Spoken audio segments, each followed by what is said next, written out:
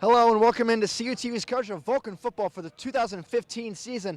Today marks the home opener at Adamson Stadium as the California Vulcans take on a PSAC East rival in the Bloomsburg Huskies.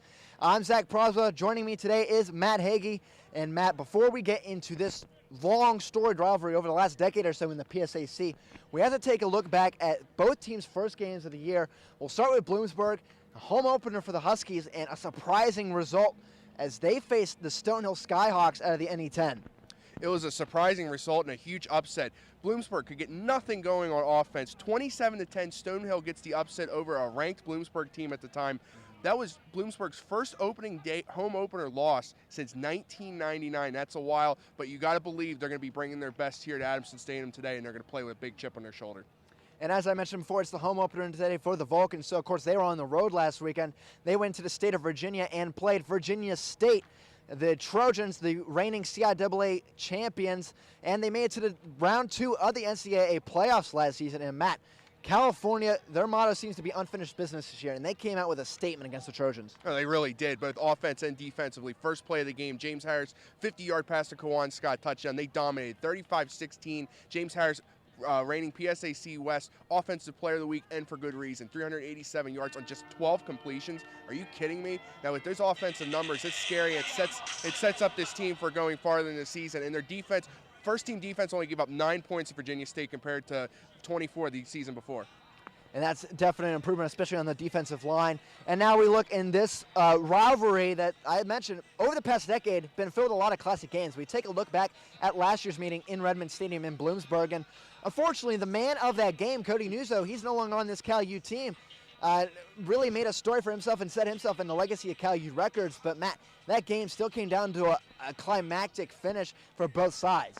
The Vulcans were down 21-10 with 6 minutes left in the fourth quarter. James Harris leads them back. It's a touchdown, 2-point conversion. Sets up Cody Nuzzo, 50-yard field goal, career-long, Cal Vulcan-long field goal, and he makes it, sends it to overtime. You're thinking the Vulcans got all the momentum. But on the first play of overtime, and like the Huskies have done the last couple of meetings, they've broken the Vulcans' hearts. They intercepted James Harris and set themselves up for a game-winning field goal. These Bloomsburg Huskies, last 3 meetings, have defeated the Vulcans, all heartbreakers. You have to go back to 2008 in the regional final, last time the California Vulcans had defeated the Bloomsburg Huskies. And it seems all these matchups come down to the last minute or overtime, and they're all decided within 7 points or so. So going to be a classic game again today. Now we have some players to watch. We'll start with offense for both teams. California first. And we go to a receiver who put up numbers last week against the Trojans that some receivers don't even get in a year. And, of course, we're talking about Gary Brown.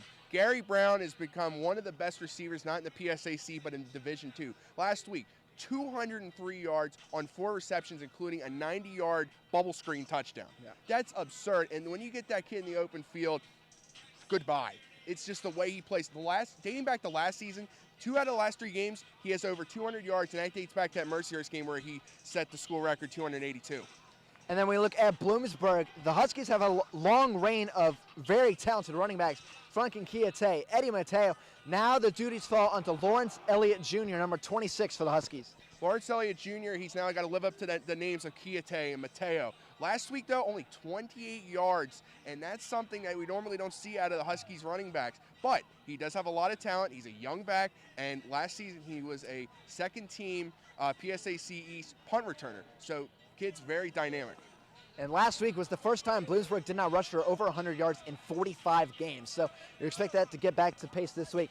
Now that a defense, starting with California, a man who started some games last year, kind of faded away, but made his presence in week 1. That's number 42, Jordan Lardani. You look at the stat sheet from last week, Jordan Lardani only has 2 tackles. But I was there to call the game on radio. This kid was all over the field, both special teams and on defense. He was in the backfield. He was rushing the quarterback. He was making plays in the passing game for Virginia State. This kid is going to be fun to watch, and you better make sure 42, you watch 42 today, and also for Bloomsburg, you're going to have to watch him, or he's going to make it. He's going to make it for a lot of problems for the Bloomsburg Huskies today. And speaking of the Bloomsburg Huskies on their defense, a senior player who is really the leader of that team now after Justin Shirk graduated for the Huskies last year, and that's number 26, Donovan Morris, in the safety position. Well, 2 years ago, Donovan Morris has stamped his name in Bloomsburg history when he intercepted Nigel Barksdale of Slippery Rock in the PSAC championship game to seal the win for the Huskies. Game was actually on CUTV and PCN, and this kid, he's the leader of that defense. You're right. He's got to get them back to where they were, because they were off last week. They were off last week for their standards, and now you got to turn a captain like him to get them back going and get Bloomsburg back to normal. Well, when we return, we will have kickoff as well as some other festivities as the home opener for the Vulcans gets underway here on CUTV.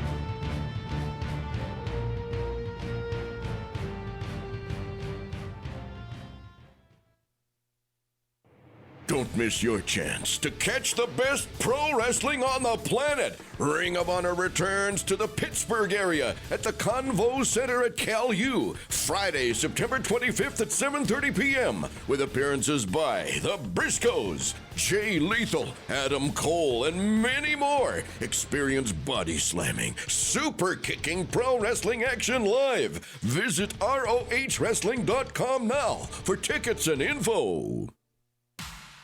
Catch all the excitement under the Friday Night Lights with CUTV's High School Football Game of the Week. You have the best seats in the house as the area's longest-running high school football telecast, now in its 29th season, brings you the area's biggest games.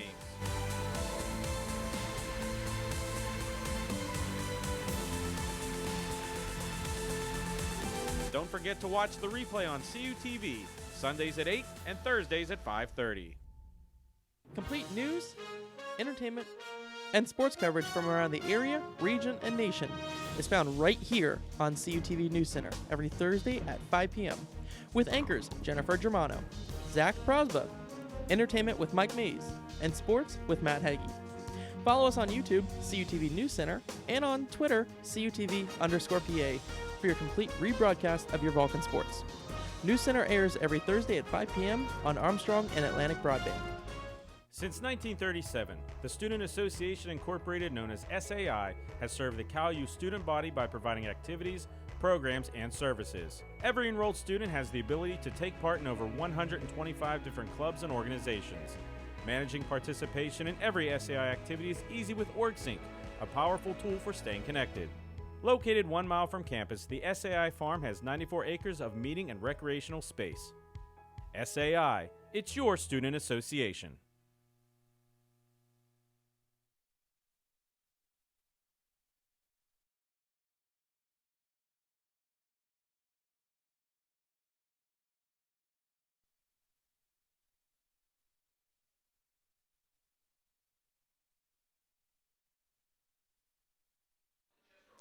And welcome back to Adamson Stadium as the California Vulcans are in final preparations, about to run out of the giant inflatable helmet as they're ready to take on the Bloomsburg Huskies.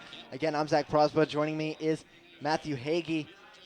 And Matt, today, a huge matchup between bitter, I don't know if I want to say bitter rivals, but you look at the tail of the tape and very interesting different spectrums for both of these squads. It's a very respectable rival. Both schools, they respect each other a lot. But you can see just from the first game here, Cal pretty much owns every single category on here. Offense, rushing was kind of close because Cal didn't really need to go to the ground as much.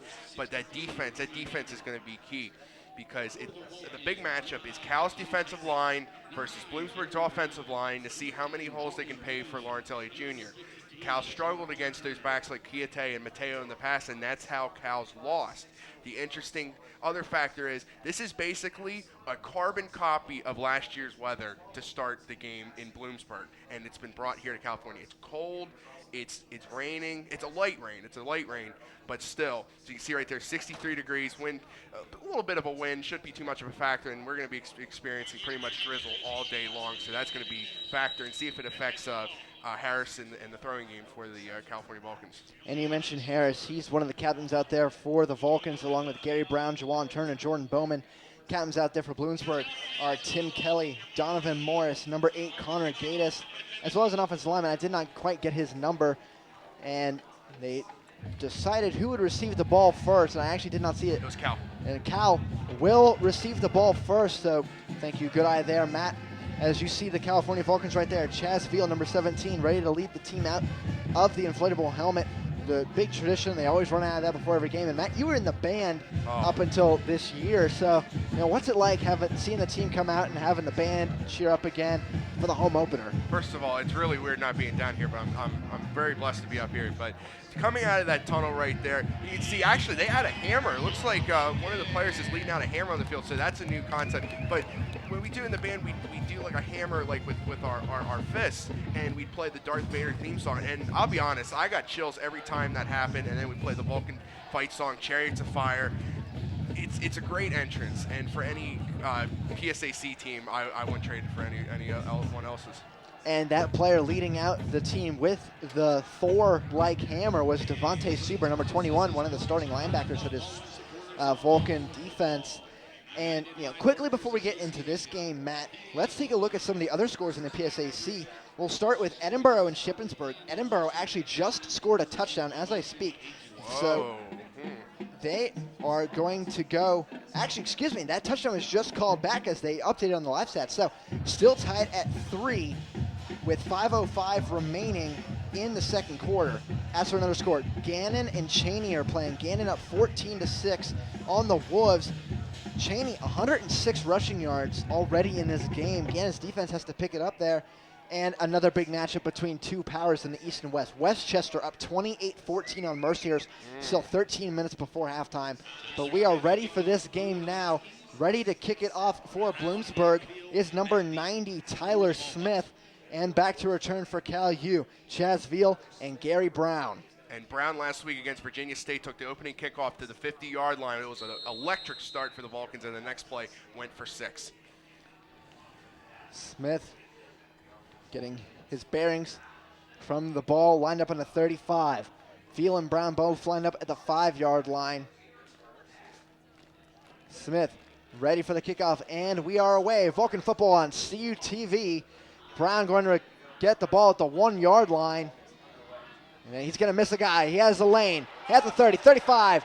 Tries to go around some defenders, but he's going to be taken down at the 38-yard line. That's a 37-yard return. Good start there. Not as long as last week, but kind of similar. I mean, you can just watch Gary Brown. When he's in the open field, makes that first cut. He's exciting as anyone to watch, and it's a great start for the Vulcans. You can see the backs and receivers. James Harris, senior quarterback, leads the way. John Franklin taking over for the injured Nick Grissom who tore his ACL over the summer. You got Luke Smore and a lineup change. Paul Butler got injured last week against Virginia State. So Desmond Green, the former Clareton State champion quarterback, will start at tight end. And you see the line. It's led by senior Jeremy Seaman from Harrisburg.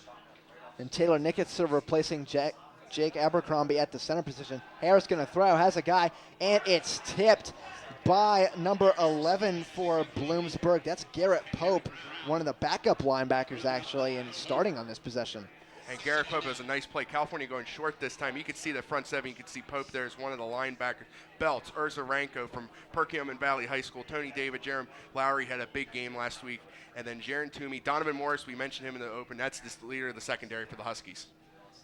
Harris gets a snap. And it's going to be a handoff to Franklin. He's going to get about 3 yards on the play. So it's going to bring up 3rd and 7. So California faced with a 3rd and long in their first series. And that first pass from Harris, he had time to throw, just nobody was open. So the Huskies, their corners, they have a couple young guys back there. It's going to be key for them today to shut down the dynamic receivers the Vulcans have. And Virginia State was going one-on-one with Gary Brown and Cohen Scott last week, and that's not going to work. But right there, that was Belts on the tackle. California in the running game then started off slow. We'll see if it picks up. Harris in shotgun, 2 sidecars, 3 receivers, 2 on the near side on your screen. Harris back to throw. Goes downfield, has Kawan Scott. It is almost intercepted. That's Postel, number 9. Almost comes down with it. Looks like he just underthrew Kawan Scott on that route, and Postel not able to come up with it. Now you can see maybe is that the weather affecting Harris, because if that's a clear sky, I'm pretty sure Harris at 6 right there, because Kawan Scott had 2 guys beat, and that pass just hung up there too long. Gary Postel almost, that would have been an unbelievable interception. So a good start for Bloomsburg on defense. Now number 45, Ian Patterson, is in to punt the ball away. And now there's going to be a false start call in California. Oddly enough, though, one of the Bloomsburg defenders charged up to the line.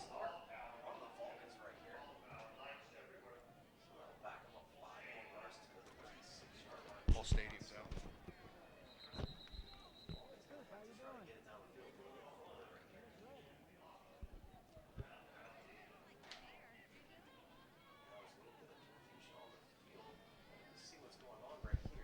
Stadium power's out.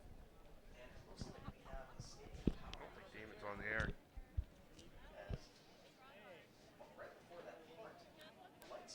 the stadium, and now they're trying to figure out what to do right here. We did notice that everything is down right now. So it looks like we're actually going to take a break right now so we figure out what's going on with the power here in the stadium. So for now, we'll take a quick break. You're watching Vulcans football on the Vulcan Sports Network, WCAL 91.9 FM, Power 92, Coyotes Best Music. That's a very auspicious start to the game. It's because I'm up here.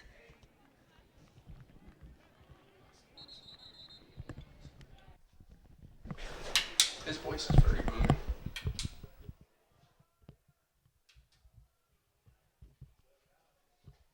And we'd like to welcome you back here to Adamson Stadium. The Vulcans are going to continue to play. They still are trying to figure out what is going on in the stadium. We're going to continue coverage though here on WCAL as the Vulcans punt this one off right here after the slight delay.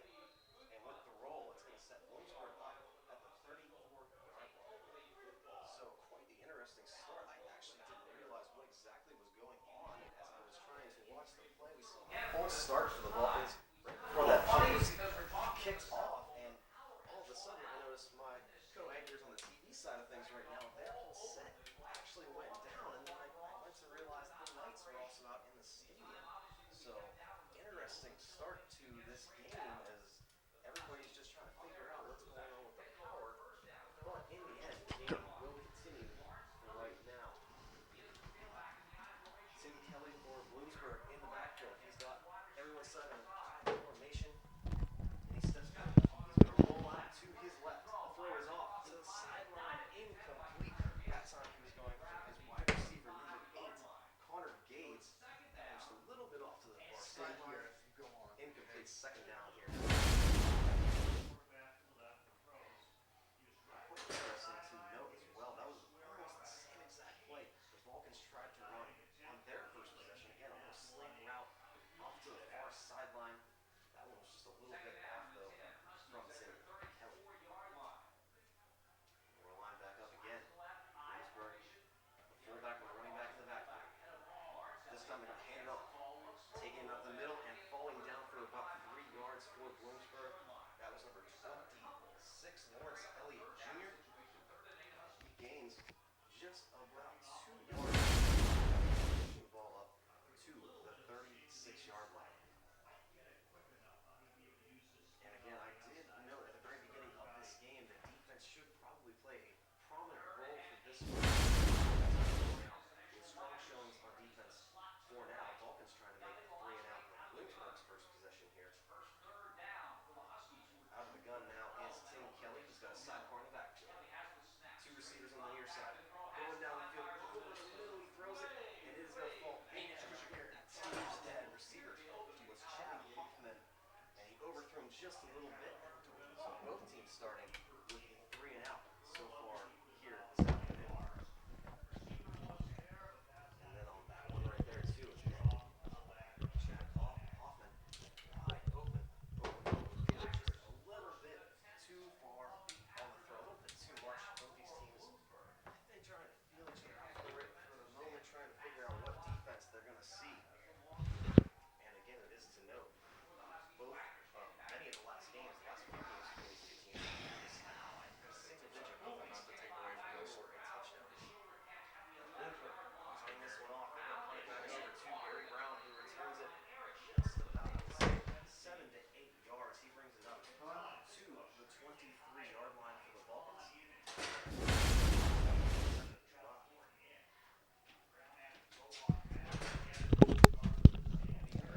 All right, we welcome you back. We apologize. Power outage here in the stadium. So our box that we use to follow along with the action is currently dead right now. The maintenance crews for California are here. We'll keep you up to date with the action as best we can. Right now, California gets the ball back after forcing a punt from Bloomsburg. Harris going to hand it off up the middle. Looks like that's Goldsmith. Bounces to the outside and gains a few yards. And it'll bring up 2nd and 7. And Goldsmith, he had a decent game last week on the ground. He came in after Franklin, and he really provided a nice 1-2 punch right there. But on that last series, Bloomsburg looked completely out of sync on offense. Tim Kelly had a guy open on wide, 3rd down, completely overthrew him. Harris, 2nd and 7. Fakes the handoff, throws it, and it's complete. Des Green, he's got some room. He got some running room. He's not down yet. Midfield, 50, 45, 40, and finally take it down in Bloom territory at the 38-yard line. Harris under pressure on that throw, gets it away, and Green shakes a lot of defenders there. Bloomsburg brought the house on that play, and Harris with quick thinking, quick throw. Green was right there. How about the breaking tackle there, and runs right up the middle, and a big gain, and Cal's in business. Now Harris in the no-tempo offense again. Harris fakes the handoff, back to throw. Down the field, Kawan Scott there, and it's incomplete. Possibly couldn't have been a flag there. He might have been shoved just a little bit, but he did slip on the field, so incomplete pass. They put Mark Collins Jr. on him there, but Harris got hit as he throws. So Bloomsburg's getting the pressure and getting to the California offensive line. Harris was taking some big hits last week, but he was able to survive them and have a really good game. So California's offensive line, we could see if they could try to protect Harris a little bit better. And that was Joe Weddy for Bloomsburg, who was on the hurry of Harris. Harris now going to be set up in the pistol formation. It's going to be 2nd and 10. Ball on the 38-yard line.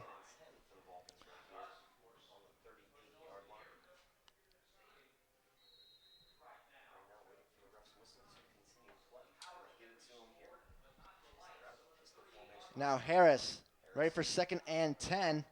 And as we'll update you, we do have our box back now. Power is restored in the stadium. Harris with the out throw. That's Gary Brown. He has first down and more. Keeps running. That's going to be a face mask penalty as well. So that's going to give more yards to the Vulcans. Miles Williams going to be called on the face mask there, but it's those bubble screens. He got the Gary Brown, and he broke one, but he could make a miss. It's so hard to bring Gary Brown down when he's just elusive and set up like that. Now it's going to be 1st and 10. Face mask against the Huskies, so we'll see where they spot this one. But Harris going with a lot of quick passes today, Matt. A lot of quick passes to not avoid the sacks as well. You can see Miles Williams was just trying everything in his might to bring him down. He had his hand and grabbed his face mask and pulled it down. Now Cal, I believe, is going to be set up right outside the 10-yard line here. So it's a 1st down and 10 from the 11. So 1 needed to move the first down marker, 11 for the score. Harris going to step back and throw. Goes to the end zone, and it's intercepted. Oh, my goodness. What a pick there by the Bloomsburg defender. That's Donovan Morris, our player to watch, coming away, ripping it out of the hands of Gary Brown.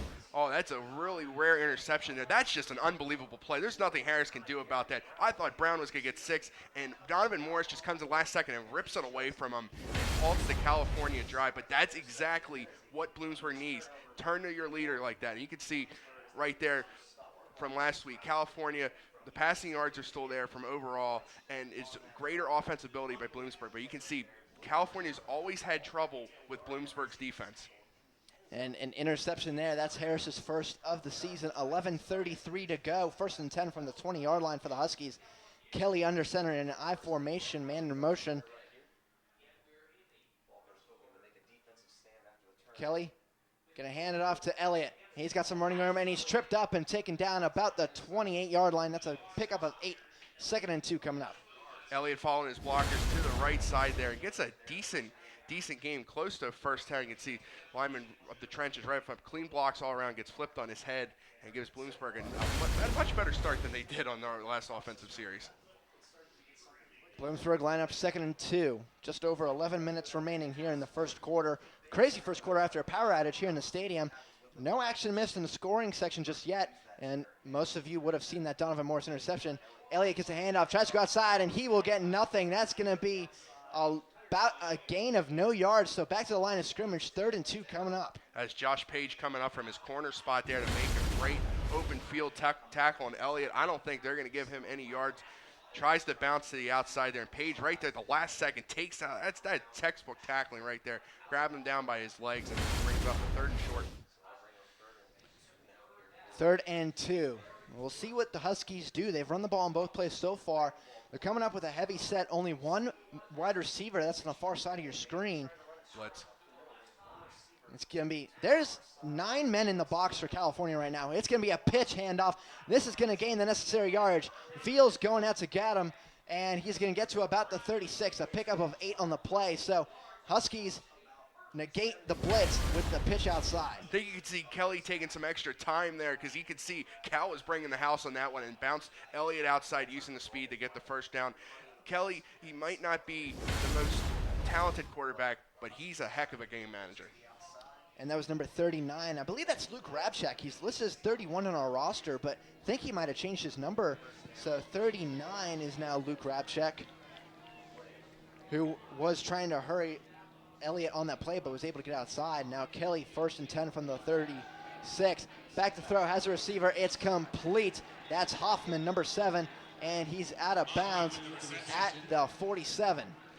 Bloomsburg going to the out route there with Hoffman. You can see Kelly, his passing motion. He's like a gunslinger, man. He just goes back there, fires the ball, gets outside. He was Aaron Terry on the coverage, and Bloomsburg now starting to pick up some first downs to try to get a rhythm. Kelly under center, getting the play call out to his linemen and his backs. He's going to hand it off. And no running room there. Elliott's going to lose a yard on the play. We'll see who made that stop. Looks like, actually, that is Rabchak. He's 31, so there's a 39 on our roster that we don't know about. But that was a nice play there by Rabchak. Coach Keller coming in the offseason expected a big year out of him, and he had a decent game against Virginia State. Comes right up there off his blocker and rips Elliott down for a loss of 1. So 2nd and 11 coming up, 9 minutes to go here in the first quarter of the Cal Vulcans home opener here on CUTV. Man in motion is the tight end Shane Quinn for the Huskies. Moves from left to right along the line. 2 receivers on the far side. That's Hoffman and Gatus. Now give me a handoff up the middle. And Elliott tries to get outside, but that's a great form tackle there. Who was that? That's Page. That's Page again. That's a great tackle there by the young corner from Clareton. And that's the second good offensive tackle. There's a flag in the middle of the field right now, so we'll see. It's going to be on Bloomsburg. I believe it's going to be holding, but you can see right here. And it will be holding. Page right there. Great tackling. Again, open field tackling. See Brewster in there as well on the stop. And that penalty was declined because it was a loss of yardage on the play. Smart move there by Coach Keller. Very smart move. Now it's going to be 3rd and 15 after a loss of 4 on that run. 8:30 and running to go here in the first quarter. California, 3rd and 15. You would expect some blitzers here and just line up at the first down marker and don't let anybody past you. Kelly's going to be in shotgun. Sidecar to his left. 3 receivers, 2 on the far side. Brewster with the pressure, and it's just thrown out of bounds by Kelly. Errol Brewster, transfer from IUP, one of Cal's most heated rivalries, gets in there and pressures the quarterback nicely to force that under pressure throw. My eye caught Brewster here in the start. He destroyed his offensive lineman right there. Look, I'm pushing him to the ground. What a quick first step he has, and hits Kelly right in the arm, and there was absolutely no chance that was going to happen. That was going to happen. So California going to receive another punt. Gary Brown is back there to return. Coming up to punt is Will Wagner for Bloomsburg. Now the punt is away, a little bit shorter this time. Brown's going to let it bounce right to him. Hops at the 15. Goes around some guys, and now there's going to be a block in the back against California, so this one's coming back. Brown taken down at the 29, but there's going to be a block in the back. Looks like... I think Fiore is going to get called for it. Looks like that is Fiore, so that's going to be driving the Vulcans back to maybe around their own 10-yard line or so if they do it from the spot of the foul. But as you see with the penalty here, now your California had a decent offensive series. You brought it all the way down to the 10-yard line, just had an unbelievable defensive play that stopped the drive. They can build off momentum like that. Because Harris looked like he was starting to get into a rhythm, like the normal rhythm we see him drive the team down the field. As you can see, there's a block in the back. So Cal's going to be backed up here. But with 7:51 left here in the first quarter, it's time to waste a lot of that time. And it is against California, number 3. That's Derek Fiore, who was a running back last year, if you remember, now playing in the secondary. And we'll look now when Cal has the ball. Not a great rushing attack last week, but 387 passing yards from James Harris. He is one of, if not the best quarterbacks in the entire PSAC. No, he really is. He's up there. Well, I'd put him against anyone, take him over anybody. He's very experienced. This is his second full year as a starting quarterback. He knows the system very well. And his arm is a cannon. He used to play baseball as well, so he has that experience. Now going downfield, has a man, that's Gary Brown, almost caught, goes right through his hands. Incompletion, Harris just bending his hands on his knees. So close, that could have been a score if Brown had come up with it. Cal has been so close today. And Harris, I mean, this is what he loves to do. Just throw it up there for Gary Brown with the speed. Just overshot him. And Brown, he's fast, but he's not that fast. Just right through the fingertips. But you're right, Zach. If he catches that, that's almost like what he had last week, a 90-yard touchdown. Harris, so far, 2 of 7 passing, both completions, short gains. Now run here, and that's going to go nowhere. That's a loss of about 3 yards on the play. This is going to bring up 3rd and 13 from deep in the Vulcans' own territory. Bloomsburg was all over that run there as Goldsmith, but I could see right there, I believe that was number 44, Andrew Harris on the stop, and also Beltson getting in there again, disrupting. He's had a really good start to the game. California facing 3rd and 13, 7:15 to go in the first quarter. They do have the receivers capable of picking this up, though. Gary Brown and Kawan Scott, as well as Luke Smorey, the third guy. 2 sidecars with Harris. It's going to be a handoff to John Franklin. He has some running room. He's got the first down. Great play there by John Franklin, just squeezing in between some Bloomsburg defenders to pick up the first down. What bold play call there, running on 3rd and 13. You really haven't had much success running. Bounce Franklin out to the outside here, gets the blocks, and that's probably the best looking run Franklin's had in his Vulcan career so far in 2 weeks. Breaking tackles, gets shaken off there, and he needs a host of defenders to bring him down. Nice play. That's a 19-yard pickup, 1st and 10 now for the Vulcans. And, you know, running the ball there, you don't think Bloomsburg's going to expect it because right. Long yardage, you got to go with the pass, but a great play call there by the California offense. Now Harris in shotgun. Back to throw. Under a little bit of pressure, he's going to run it himself. He's going to gain some yardage, taken down about the 29. That's a gain of 4 on the play. Nice looking play there by Harris. Harris isn't the fastest quarterback. We only don't see him run like that, but no one was open, and he realized that at the right time, so he didn't get brought down for the sack and actually made something out of nothing and gained 4 yards out of it. He's kind of like an Aaron Rodgers. He wants to throw, but if he needs to run, he will. Right. And Aaron Rodgers, Andrew Luck are kind of in that same mold. As Harris back in shotgun, 2nd and 6, 6 minutes to go. It's going to be a handoff up the middle. Looks like that's Franklin again. That's going to be a gain of 4 yards, so it's going to bring up 3rd and 2. And they're trying to establish that running game even more. It sets them up for a 3rd and manageable. I'm looking here. You go to you either look for the tight end Green again, or maybe watch out for Smorey there in the slot. Harris might try to do a quick pass to him. A slant route, that would be perfect. Get the necessary yardage for the first down. Bloomsburg's corners are giving a little cushion to the receivers as well. Man in motion is Franklin. He's moving to the left side of sidecar to Harris. Now Bloomsburg's defense changing their formation as well. Harris, low snap, throws it. It's complete, Des Green, and that's complete. Going to midfield, he's still going, breaking a lot of defenders into Bloom territory at the 47-yard line. We saw Harris go to Green when he needed him. They used that tight end play right there. And they give Green, you mentioned there, a lot of cushion. And Green, how about this? This is a big guy right here. Used to play quarterback in high school, and he's very elusive, very fun to watch. He used to throw to a guy named Tyler Boyd back in high school. And, of course, Tyler Boyd, the dynamic receiver for Pitt, probably a first-round draft pick this year in the NFL draft. Harris, 1st and 10, 4:53 to go in the first quarter. Fake handoff.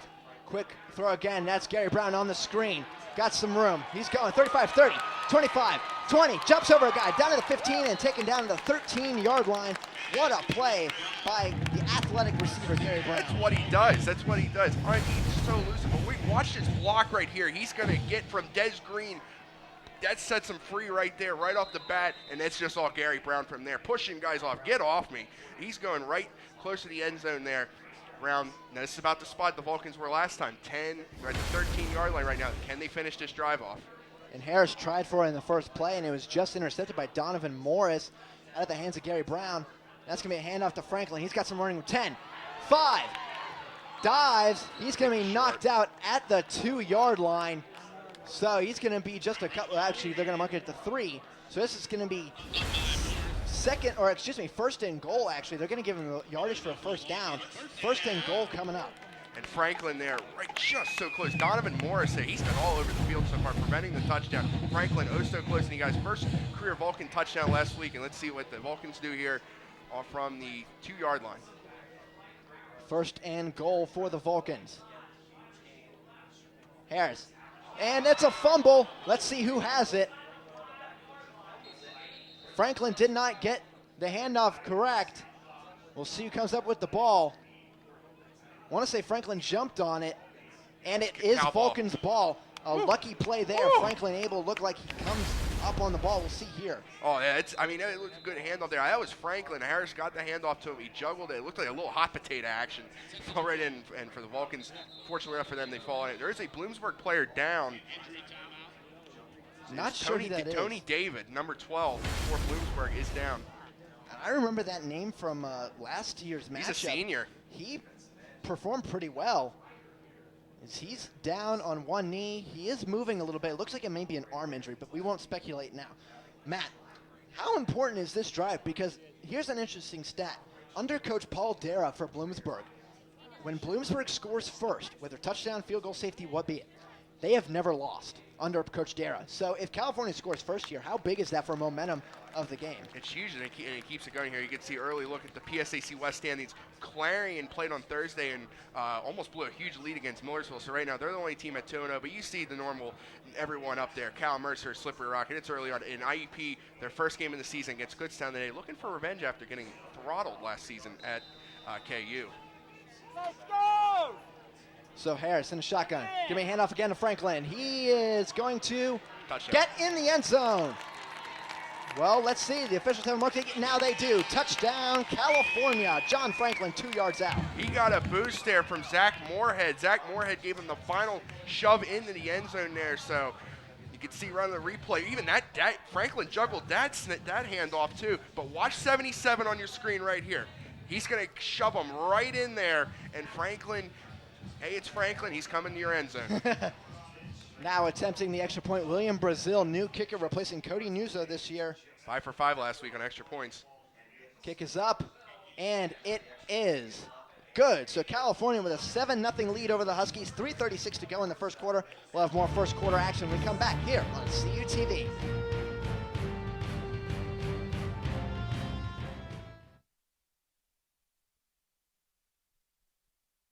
Complete news, entertainment, and sports coverage from around the area, region, and nation is found right here on CUTV News Center every Thursday at 5 p.m.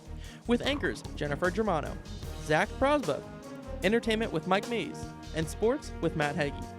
Follow us on YouTube, CUTV News Center, and on Twitter, CUTV_PA, for your complete rebroadcast of your Vulcan sports. News Center airs every Thursday at 5 p.m. on Armstrong and Atlantic Broadband.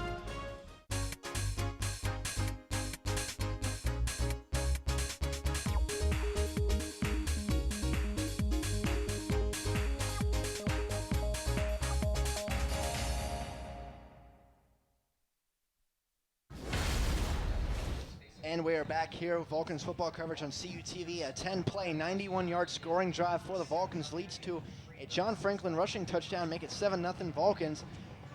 As Brazil kicks it away, a power leg into the end zone. Elliott's going to have it, and he's going to be driven out of bounds before the 20, about the 17-yard line. Matt, I've not seen Brazil before that. He has a power leg on those kickoffs. He really does. He had a touchback last week in Virginia State using the wind as well. But this is a transfer kid, the most experienced kicker on the team, and it's tough to fill the shoes of a 4-year starter like Cody Nuzzo. You see the PSAC East right here. Bloomsburg, the PSAC East favorite, and Shippensburg got the win last week. Look at that. All the East teams except Shippensburg won last week. And to update a score, Shippensburg is currently losing to Edinburgh 13-3. Westchester is winning 35-24 over Merciers. They could be the only team to win this week if Bloomsburg is to fall here as well. Kelly with a man in motion. That's Gatus on the far side. It's going to be a fake handoff. Kelly with the receiver overthrows his man, and then the receiver for Bloomsburg kind of throws an elbow against the Cal defender at the last second as well. And as California continues to pretty much shut down the Bloomsburg, if they continue to shut down the Bloomsburg running game, they're going to have to try to force Tim Kelly to keep throwing the ball. When he has over 30 attempts, Bloomsburg has not won under Tim Kelly at quarterback. And he has done that 5 times in his career. One of those was last week against Stonehill, but that was at a necessity because they were down 20-3. You had to throw to come back. Man in motion is Hanel, tight end for Bloomsburg. Kelly under center in the I formation. 2 receivers on the far side. Kelly going to hand it off this time. There's a lot of running room out in the middle of the field. That's Parsnick, and he's taken down at the 30-yard line. Gain of 14. Chaz Beal there, a nice stop, but Bloomsburg changed up the running game. Used Parsnick. Parsnick's kind of been like that long-time backup for them. He's backed up Mateo, backed up Kiate, and now right there, he just comes out of nowhere his first carry and gives Bloomsburg's offense a nice start. Parsnick has been there for years, like you said, and backing up Kiate and Mateo definitely gives you a lot of experience. Parsnick, another handoff. He's going to be stopped this time for gain of Penalty 3. flag. Now there's going to be a flag as well. This could be a face mask or a holding, depending on what the ref saw from where it was thrown. It came from one of the back judges, so We'll see the official here with the call. I think It's a personal foul, face mask. And that's against 39 for the defense. We'll see who that is in a second on the live stats that we have when they update, because remember, we do not have 39 on our roster. That's just a penalty you can't take right now. So Bloomsburg, they got out the midfield in their last series. This is where the Vulcan defense dug down in the trenches and they succeeded. Virginia State had a couple deep drives, and this Vulcan defense is a very bend but don't break unit. And that number 39 is Corey Bopp. He was number 58. He changed to 39, so Corey Bopp on the penalty. Kelly, 1st and 10 at the 48-yard line in their own territory. Going to be a handoff. Parsnick going nowhere, loses a yard and a half on the play. Who was that on that Blair, stop? that's Brandon Blair, the new linebacker for the Vulcans. He's a backup, and from he hails from Stowe Rocks. He used him everywhere in the field. He's a receiver, a running back, but right here he can also play pretty well defense too, and wraps Parsnick up. And that's the type of thing. That's what Cal. It's a big defensive play right there as Bloomsburg gets closer towards midfield. So Brandon Blair with the big stop there. Arnell Farmer as well as Cameron Tarver were there as well. 2nd and 11, 2 minutes to go in the first. Fake handoff, Kelly running. He's going to have to throw it away, but he has a receiver there, but he steps out of bounds. About the 45-yard line, they're going to mark him, so it's going to be a 3rd and 3.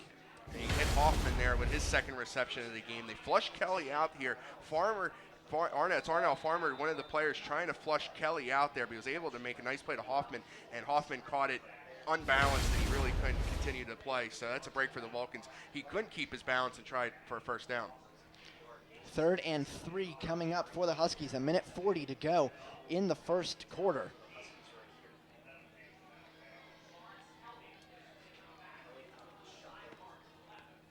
Kelly in the shotgun. Elliott, his sidecar. He's going back to throw. Errol Brewster coming on the pressure. It's going to be a screen pass. This is going to be a flag, though. This might go against Bloomsburg. The player was short of the first down yardage anyways. Based on where this was thrown, this could be holding against Bloomsburg. I believe they might be getting number 70, John Garland there, who was on Brewster. And they will call it on the Bloomsburg offense right here. And they are going to move Bloomsburg back, as that would have set up a 4th and 1. And at that point, Bloom could have gone for it based on where they were at. But now this is going to set up a 3rd and 13. And you see right here, see where we're you might be able to see Brewster come in on the near side of your screen. Oh, right here. Here's the block right there. Number 50 right there in the front of your screen. That was the right tackle, Dakota Hoagland. Like he was trying to, I couldn't see he was trying to hold there, but clear. Good call by the officials seeing that one. So now 3rd and 13. 1:05 remaining in the first quarter. So the first quarter almost coming to a close. We'll see here what the Huskies can do on 3rd and long. The last time they were not able to pick it up. And there's going to be an offsides here. Brewster was offsides. Pass is complete. Not enough for the first down, but this is going to go offsides against Brewster. He was lining up in the neutral zone. I actually saw his hand in there before the play. Honestly, that's what happened on the last series, why Brewster got such a good jump to force pressure on that last series. He's getting really close in that neutral zone, and that time the officials saw him, and they got burned. So Bloomsburg is going to have a second chance here on 3rd down. 3rd and 8. This will be 3rd and 8 with the 5 yards on the penalty. 48 seconds to go here in the first quarter. So we'll see. On that play, Kelly was under pressure. That was Lardani who came in and hit him as he threw. Our player to watch in this game. Not really called his name a lot yet. He is on the far side of the defensive line as designated pass rusher, really. Now Kelly in shotgun. He's rolling to his left, has a man, incomplete. So that will bring up 4th down for the Huskies, and Will Wagner will come out to punt on this 4th and 8 with 22 seconds to go. California is going to have to try to keep rolling Kelly out here, because when Kelly just keeps throwing these off-balance plays, almost got his receiver right there, but they're going for it. Oh, wow. So this is a bold strategy there by Pat Dara. Let's see if it pays off. And so this is really early to be going 4th and 8 from the 50-yard line. Considering what Cal's offense has done in the last 2 series, this is really big. Kelly, 3 to snap it. He does. He's going to be a bootleg snap punt, and it's going to go out of bounds at the 21-yard line. So I don't know how effectively that worked, because even if you got a touchback, that's still 1 yard's difference. That sets up California a better field position. Yeah, and that's a little Doug Flutie, Vinny Testaverde used to do that a lot, but that's still California stops Bloomsburg when they got to midfield here. But we're going to take a look at some of these other games. We're going to get some updates here. Edinburgh still up 13-3 on Shippensburg, and that game is at halftime. That game started in Westchester up 35-24 on Mercyhurst, and Gannon. Cheney's still holding tough with them. It's a 14-6, but that big game tonight, East Stroudsburg at Slippery Rock, that's a national TV game. And IUP at Kutztown, that's IUP's opener this year. Franklin with the handoff going forward. He's going to gain about 3 yards on the play, and that will be the final play of the first quarter as well, as California will take a 7-0 lead into the second. When we come back, we will have second quarter action as the Vulcans look to extend their lead and the Huskies look to respond here on CUTV.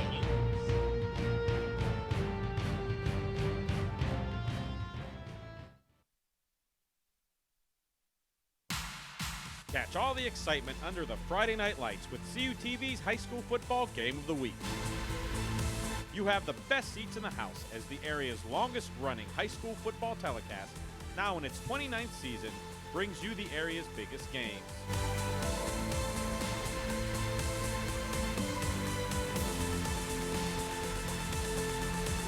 Don't forget to watch the replay on CUTV, Sundays at 8 and Thursdays at 5:30.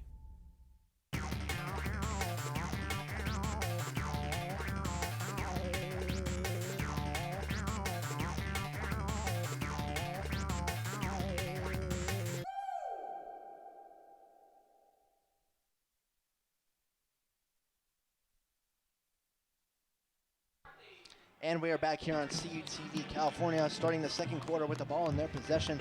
2nd and 7 coming from the 25-yard line. A fresh 15 minutes on the clock. Harris in the pistol with the man behind him. It's Franklin. Gonna hand it off to Franklin. Franklin has some running room. He has first down to the 35. That's a pickup of 11 on the play. Good patience there by Franklin, because he was still short of the first down on that first run there, but California's gonna go right back to hurry up offense, but he threw off his last defender and got the nice yardage for the first down. So it will be 1st and 10 for Harris and the Vulcans. Harris throws, and that's complete to Gary Brown. Goes backwards, trying to evade a defender, but they'll give him his forward progress to the 42. That's a gain of 6. That's the kind of tackling you got to do against Gary Brown. That was Gary Postel, number 9 on number 9 for that play. But I've been noticing Bloomsburg's been putting a lot of different guys trying to cover Gary Brown. Right now they're keeping Postel on him. And you can't really double team any of these receivers, because Scott will get open then, or Brown will get open then. Harris going to hand it off to Goldsmith now. Running room right up the middle. First down to the 49 Bloom territory. And Matt, I was talking to one of the Bloom radio announcers, and he was saying the loss of Justin Shirk hurts so much because they aren't dominant against the run anymore. They're not dominant against the run anymore for what Justin Shirk, but also you lose that vocal leader too. That not just the way that he just plays on the field, but off the field. But it's been big, and California really is controlling the line of scrimmage.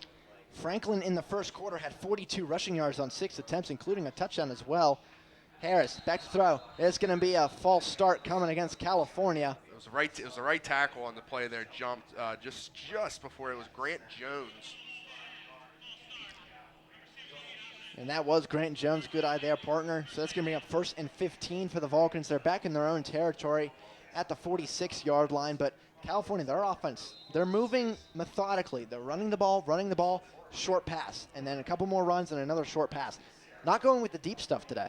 I'm impressed with how they're using the running game, because Bloomsburg's really shut down their running game in the last couple of meetings they've been playing. So this is a very encouraging sign.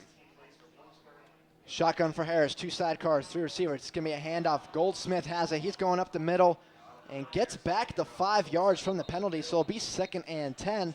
Be like basically nothing happened on first down. This is just a good run there by Goldsmith.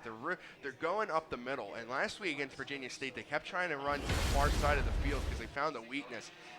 But they really couldn't have much success up the middle. Here, they're running up the middle. They're pushing Bloomsburg back. And I mean, honestly, with Jeremiah Lowry, this is a very inexperienced defensive line. You also don't have Tony David out there right now. Yeah, no update on Tony David yet. Harris in the shotgun. Man next to him is Franklin. He's going to throw. He goes down the field. That's Brown. Tries to go backwards again. Does not. Ooh. And they are going to say Brown was down as the ground caused that fumble. So this is going to be 3rd and 3 coming up as the Vulcans. Gary Brown looks like he might have twisted his ankle or leg, so he's limping off the field. Well, that is absolutely one of the worst injuries that could happen to this offense here. But Gary Brown sometimes does too much here, backs up, and you can see his leg might get twisted right there. And his hand, he slammed the ball on the ground, and that's how the ball, he's lucky his knee was down before he did that. So Harris, 3rd and 3, 12:05 to go in the 2nd quarter. We'll update you as much as we can on Gary Brown's injury status. Franklin, the handoff, gets to the outside, has the first down yardage and some more before being shoved out of bounds about the 37-yard line. And again, running on 3rd down right there, 3rd down and short, and they're able to use the left side of the field there successfully. And you get Franklin. Franklin's got some very underrated speed that's not talked about. He bounced to the outside there. Good power, too. He's a pretty stocky back. 6 foot, 225. That's a decent size for a running back. So 1st and 10, 11:45 to go here in the first half. Vulcans driving again against the Bloomsburg Huskies defense. Harris in the shotgun.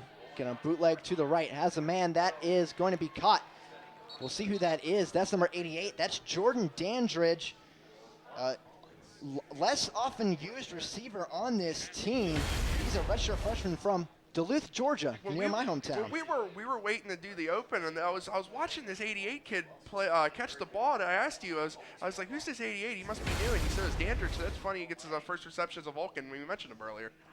Gary Brown is on the benches, being attended to by trainers still. Franklin, handoff up the middle, great yardage, and he gets the first down.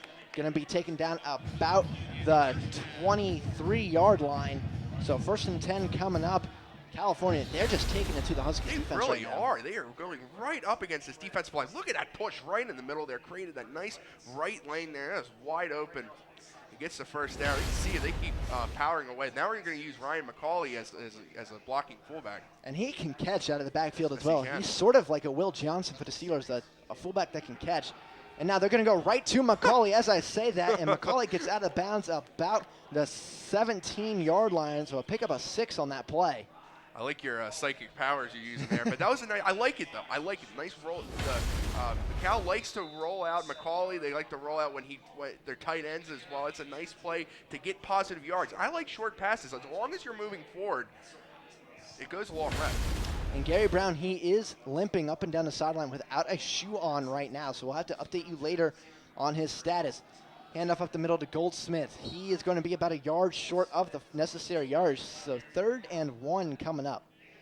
Trying to power Goldsmith there. That's probably the best play defensively against the run Bloomsburg's had in a while. Cal's been blowing him off the line of scrimmage here. It's going to be 3rd and short. Maybe, don't see they're using a tight end here. Maybe use that rollout again. It looks like they might just try to power it through. 3rd and 1. Harris. Man behind him, that's Goldsmith. He's going to bounce to the outside, and he does not get the yardage. He loses a yard on the play. So 4th and 2 coming up. Looks like we might see Brazil attempt his first career field goal as a Vulcan. They tried to run McCauley right up there, but McCauley lost his blocker, and Goldsmith had nowhere to go there. So Bloomsburg finally got that pressure, and it was a big time here. But yes, boy, Brazil, they are going for it. They are going for it. 4th and 2. California's going to go for it. 9:20 remaining here in the first half. Watch the tight end. Watch Green there on the right side. Dandridge on the near side on your screen. And there's going to be a flag, false start. So this negates everything. And Coach Keller's hands up in the air thinking, what are you doing getting a false start here on this play? And, yeah, you're right. It basically kills their idea to go for a fourth down because now it's instead of 4th and 2, it's 4th and 7. You can't take that penalty. So now Brazil will come out here sporting some nice footwear. That is great. Those are like pink and blue shoes. Blue That is neon. wonderful. They look like soccer cleats probably. And he did used to play soccer in high school, so it's where he got it from. So this is, and he has the number of Cody Nuzzo, so we get to see this is a big moment here. This will be a 37-yard kick attempt. Up, and it is good. Brazil makes his first career field goal as a Vulcan and extends the lead 10-0 as the Vulcans mount another drive against this Huskies defense. And when we come back, we'll have more second quarter action here on CUTV.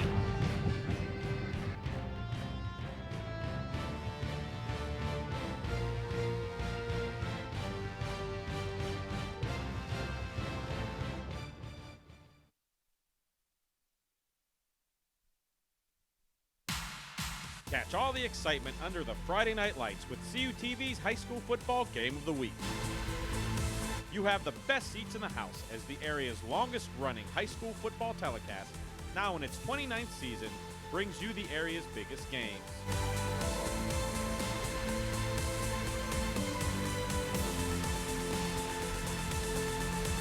Don't forget to watch the replay on CUTV, Sundays at 8 and Thursdays at 5:30.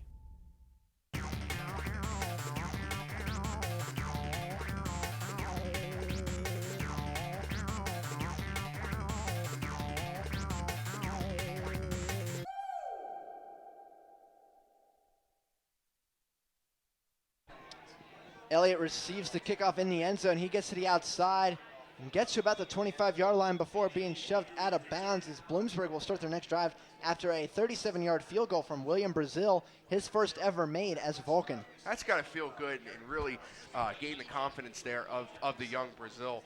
And kicking is such a psychological game. You miss one, it could really mess things up. I remember Sam Ficken back at Penn State missed his first one, and it turned into a train wreck for him, but he got it turned around. But I really like Brazil so far going forward with Cal as their kicker. He's got a great leg. He does. And Cody Nuzzo was very good, but that's one thing he didn't have. He didn't have a power leg on kickoffs. Brazil does. Now 1st and 10, 8:44 to go here in the second quarter from the 25-yard line. Kelly under center in the I form. This will be Parsnick on the handoff, and this will be a gain of 6. So Joe Parsnick right now, the better of the two running backs. Lawrence Elliott was our guy to watch, and he's really not impressed so far in this game. And hey, had Coach Dowers from Bloomsburg saw it, and he could see Parsnick get some better carries, and if it's not broken, don't fix it. You can try to run it with him. Maybe you can finally establish that running game. California with a 10-0 lead over the Huskies. 2nd and 4. Kelly back in the I formation. We hand off to Parsnick again. He has the outside. A couple Cal defenders are there to meet him. He just gets the first down yardage, and he's slow to get up after getting a heavy hit from 3 Vulcan defenders. We're going to see Elliott come back in for him. The change of the backs here with Parsnick bouncing him out to the left side. Good job here by Chaz Veal and Aaron Terry to come up and prevent further yardage, because I thought that was going to go longer than the run did. I think that's the thing with Cal's defense. They're limiting what gets behind them. They're letting everything happen in front of them and then trying to prevent the big play, which is a good formula, I think, as they're back in the I formation on 1st and 10. 2 receivers on the far side. That's Gatus and Hoffman for Bloomsburg. Kelly back to throw. It's a screen to Lawrence Elliott, and he's going to lose a couple yards on this play. Great stop there by number 10, Jordan Bowman. Jordan Bowman read that perfectly, and he had an interception last week against Virginia State, but he bounced Elliott out here, and Elliott's wide open, but you're going to have to watch Jordan Bowman because Jordan Bowman's going to be all over the field. He plays safety, he's a linebacker. It's just he's a guy to watch, and he's a preseason D2.com All-American. And he's the next in the lineage of great safeties here at Cal. You Rontez Miles, Dewey McDonald. I think you could see Jordan Bowman maybe playing the NFL one day. He has that same pedigree. 2nd and 11, they're calling it. I formation. Kelly gonna hand it off to Elliott. He's going nowhere. That's Bowman able to hold him a little bit and then drag him down in a big hit as Elliott was in the air and then swung down by the Cal defender. He literally got swung down and picked up and slammed to the ground here. And Elliott here, Jordan Bowman almost makes a great play. He's lucky he almost didn't get called for a horse collar there. And that was Rabchak on that tackle. So a good tackle there by Rabchak to slam him down. Brings up a 3rd and 8. And Bloomsburg's really had not much success on 3rd down today so far. 3rd and 8, like you said, 6:15 to go here in the second quarter. Bloomsburg, they've not been able to convert a lot of 3rd and longs here today. See if they can get this one. 3 receivers. Kelly going to throw. Lordani is cut and is completed. And it's enough for a 1st down, just 1 yard more than needed as the Huskies move down the field. That was Alex Dundor, who's actually a former coworker of mine from the stadium I work at. He's from Exeter High School back in Reading, Pennsylvania. He had a special teams touchdown his freshman year, that botched punt last year against Cal. So Dundor was his first catch of the game, and nice to see him out there making plays. 5:40 to go here in the second quarter. Huskies trying to mount a scoring drive against the Vulcans. I formation. Parsnick is in the backfield. Quinn, man in motion. It's a handoff to Parsnick. Parsnick going nowhere, maybe a gain of a yard on that play as it was blown up. A couple defensive linemen coming in for the Vulcans, not really getting the lanes open for Parsnick. There's Jawan Turner there on the stop. That's the first time we've called his name so far today, but nice wrap-up tackle there on Parsnick. And Bloomsburg, it's the 3rd straight drive we've seen him go right near midfield. They flirted with midfield, but once they've gotten there, it's stalled. The drives have stalled. And no sacks so far for the Vulcans. Bloomsburg only allowed 6 all of last season, 3 last week against Stonehill, so their offensive line is definitely an improvement in this game. Now Kelly, hand off to Parsnick, going nowhere again. No yardage gained on this play. Maybe a yard they're actually going to give him as he dove forward. So this is going to bring up 3rd and 8. Well, there's a host of Vulcans there. Rabchak, Page, and they're starting to key in there on Parsnick, and they're feeling him out a little bit more. Parsnick's going to come off the sideline here for this 3rd down play. 3rd down and 8. Again, deja vu from the last time. And we can see if Bloomsburg can convert. California, they haven't got any sacks so far, but the pressure's been there. They forced Kelly into making a couple bad throws. Yeah, Brewster's been there, Lordani a couple times. Arnell Farmer was there, I believe, as well as Chaz Veal at one point. Man in motion is Hoffman. Kelly, he's going to be pressured. Turner almost got him now. A sack from behind, the ball's on the ground. California has it. Strip sack, and the Vulcans get the turnover. That is Errol Brewster there, might recovered it, and there it is. There's finally the pressure. We talk about no sacks yet. The pressure, no chance for Kelly to get this off. And I'm pretty sure Turner was the one that forced this. And how many times have we seen Turner? First of all, Turner's getting held, breaks off the hold, and punches it out. Kelly's that's juggling Lordani, our player to watch. And Lordani was the one that finally punched it out, but Turner got it loose, and Kelly couldn't handle it, and Errol Brewster there on the stop. Great defense there. You can see Lordani. He's all over the field again. So that sack does officially go to Lordani. Brewster with the recovery. So California with 4:04 left in the second quarter, looking to extend their 10-point lead. Harris fakes the hand up to Franklin. Goes across. That's Luke Smore. He's wide open. Going forward. Keeps chugging. He breaks the defenders and gets down to the 25. He went between 3 Husky defenders. Luke Smore, a sophomore, great third option in this team. And he really is. He caught a nice over the one Virginia State defender touchdown last week on a fade route. But Bloomsburg is just all out of sorts here. Smore is bringing off a lot of tackles. Quickly back to the line we go. Bloomsburg sent in like 5 or 6 subs on this play. Harris in shotgun. Takes the handoff again.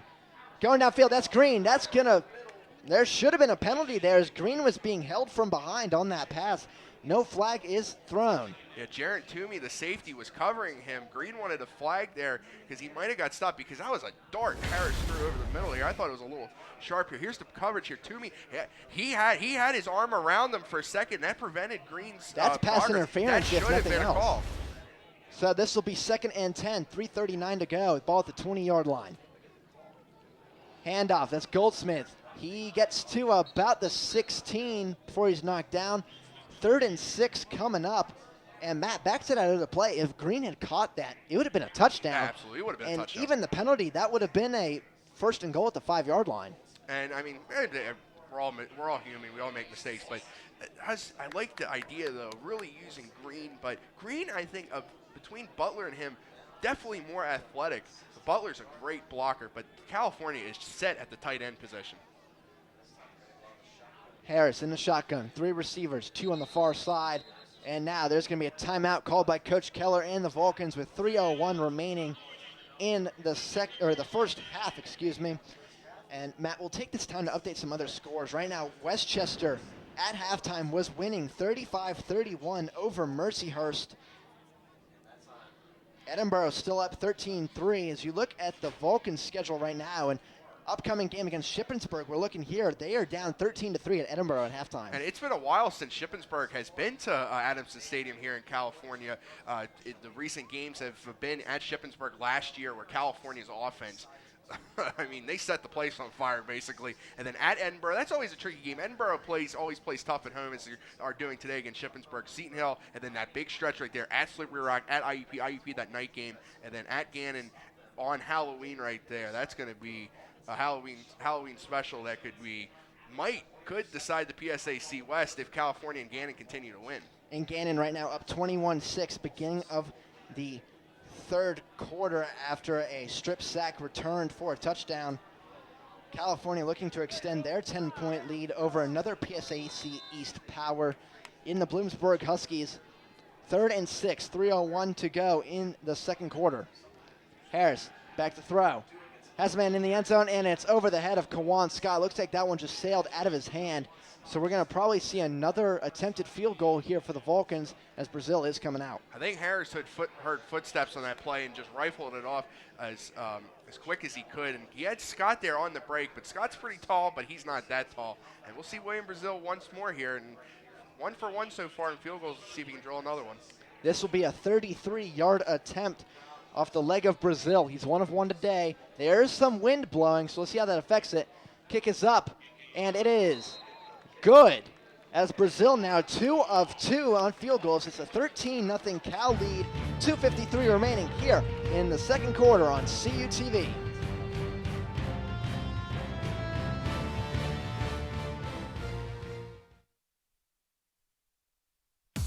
Save preset 1 for Cal U's best music. More music in the car. More music in the door. More music everywhere. This is 91.9 WCAL Power 92. The home of the Vulcan Nation. Playing Cal U's best music. 91.9 WCAL Power 92.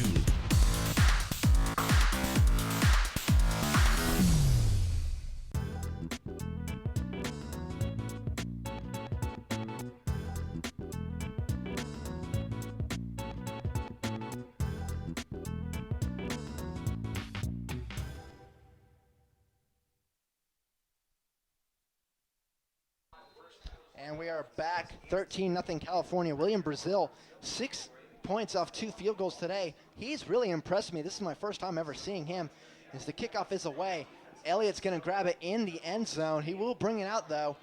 Be met by a swarm of Cal defenders, taken out at about, no, he's still in bounds, but the ref is going to call him back about the 22-yard line. That was really tricky there. Elliott trying to use the tiptoe on the sideline. We mentioned second team all PSAC East returner last season, so he's very dynamic and very tricky there. I thought it was the wrong decision to take it out, but he's able to get an extra 2 yards. We still so Vulcan down, number 20. I think that's Fondell Bell. His helmet was knocked off on the play, and that's why the play was stopped, because his helmet came off. Because I think it is a rule in college football. One play out. Yep. Although I don't know if that applies because he was not the ball carrier, so I don't know if that's necessarily why the play was stopped. Elliott may have stepped out of bounds over there at the 22, so we'll see. Bell is getting up. May have just been a hard hit. Yeah, he might have just been a hard hit trying to collect himself. For a cornerback, he is extremely tall, 6'4" for a corner. And he got the start. He did not get the start last week. Derek Fiore did. And this week, Vondell got the start. And he's a junior, so Cal's got another year out of him. But when you go against big receivers, because that's something the Vulcans struggled with last season. When they faced a tall receiver, especially like in the IUP game with Drew Carswell, they struggled. No one could cover him. The size for a defensive back is huge. And you look now at the Seahawks. All their corners are 6'3" or so. As the handoff going to Elliott, he's going to find a hole. Going midfield, he's going to break it. Aaron Terry is the last line of defense. He's going to bring Elliott down. And that's going to be about the 23-yard line. Could have been a flag in there for horse collar too, but there isn't. But that is the play that Bloomsburg needed. Elliott, look at his seams just created right here. And he breaks a tackle right there. Right, Chaz Beal just couldn't get him there. And Aaron Terry on the touchdown saving tackle. That's big. If Bloomsburg only gets a field goal out of this or nothing, that is a big tackle there by Aaron Terry. That's a 53-yard rush, bringing back the days of Franklin Kiate in the backfield for the Huskies.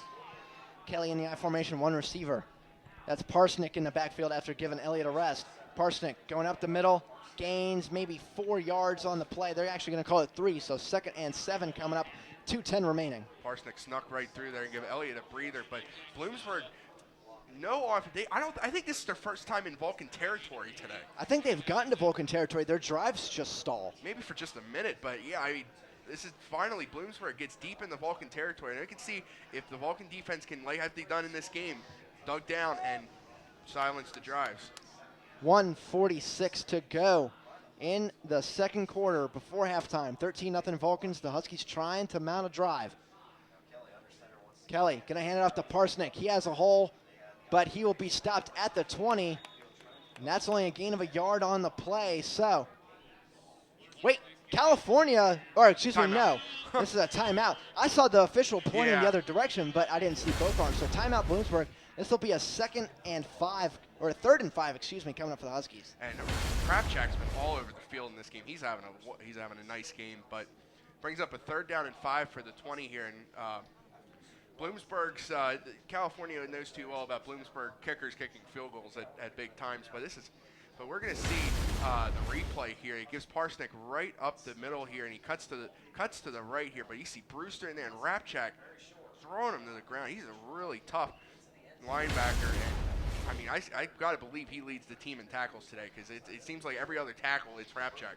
Well, I can actually look that up for you on our handy-dandy live stats. So, we'll see here. Tackles, Rapchak has 4, Veal has 5, and those are the 2 top men on the team. Lardani with a sack, Veal with a quarterback hurry as well.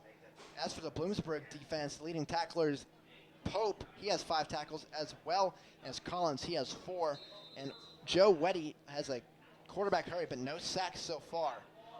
Updating James Harris, he started 2 of 7. He's now 9 of 16, so still not great numbers from him, but he's doing the best he can against a good Huskies defense. Kelly, shotgun, 3rd and 5. He's going to throw, has Elliott. That's complete for a 1st down, and he just goes out of bounds about the 13-yard line. Elliott snuck right through there, and no one covered him. Bowman there just to push him out at the last second, but that's good. Good protection there. Good line play by Bloomsburg here, and gets Elliott right there. No one's around them. Closest one's Jordan Bowman, but it's well too late. 1:28 to go. The clock stopped, of course, because Elliott went out of bounds. So I formation again for the Huskies, trying to inch closer before halftime here. Kelly has Elliott in the backfield. Going to hand it off to Elliott. Tries to find a hole. He's going to be taken down about the 12, so a gain of a yard on the play, and time's going to keep running. It's like Blair and Haddock there on the stop. We're going to see Parsnick come back into the game for Bloomsburg here. They're going to try to hurry up here. Bloomsburg does have 2 timeouts and 1:10 left, so they can take their time. Cal also has 2 timeouts, so if they get the ball back, they have some of those to use as well. Kelly going to roll out and throw. Goes to the end zone. Incomplete. Aaron Terry there trying to dive in front. Hoffman's looking for interference, but I think Terry just made a great play there. Oh, see the replay here, but Terry, that was a great play there by Terry and Hoffman. Kelly again flush from the pocket here. And he just, with a gunslinging motion, Terry just met, I think that's just a great play there. It's a football play, and can't really do much about that. You can't call that because both guys are in there fighting for the ball. And Terry, he didn't even get his hand on it. The ball was going to be incomplete anyways, even if Terry wasn't there, because it was going out of bounds as Hoffman was diving for it. So 3rd and 9, 59 seconds to go. And there's going to be a timeout called by Bloomsburg here, so they have 1 left. And Matt, in this situation, if you don't get the 1st down or get into the end zone, Do you elect to kick it or do you go for it, needing some sort of offensive potency going into the second half?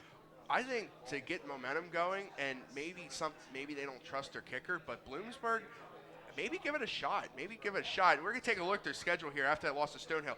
Zach, these first four games here, and especially at these next two, Mercyhurst and at Shippensburg, that's really tough for Bloomsburg. If Bloomsburg is to lose today, that could be an 0-3, 0-4 start. Especially the way Mercyhurst's offense is going. The Mercyhurst has to go all the way to Bloom. But that game at Shippensburg, Bloomsburg, that is a house of horrors for the Bloomsburg Huskies in recent years, going to Seth Grove Stadium in Shippensburg. Really tough schedule for the Huskies, but it battle tested Bloomsburg later in the season when they play Westchester at East Stroudsburg. And that's a big, and I think they play East Stroudsburg on Halloween, so we could see the PSAC East and the PSAC West, huge standing implication games on Halloween. 3rd and 9, Kelly in the shotgun. Parsonic is his side card to the left. 3 receivers, twins to his left side on the near side of your screen. Kelly, back to throw, incomplete. Kelly was hit by his own man as he threw, as well as the lineman for Bloomsburg was thrown back, and the Huskies are going to attempt the field goal to try and make it a 10-point game. You can see here, Vulcans get the pressure on Kelly, back him out. But there was just the great defense there by this Vulcan secondary. And again, they shut him down pretty well. And at least if they can force Bloomsburg to kick free, that's a pretty good stand considering the circumstances. And you look back at that Aaron Terry tackle on Elliott at the last second. This will be Tyler Smith attempting a 29-yard field goal. Tyler Smith also doubles as the kickoff specialist as well. And there's going to be a flag.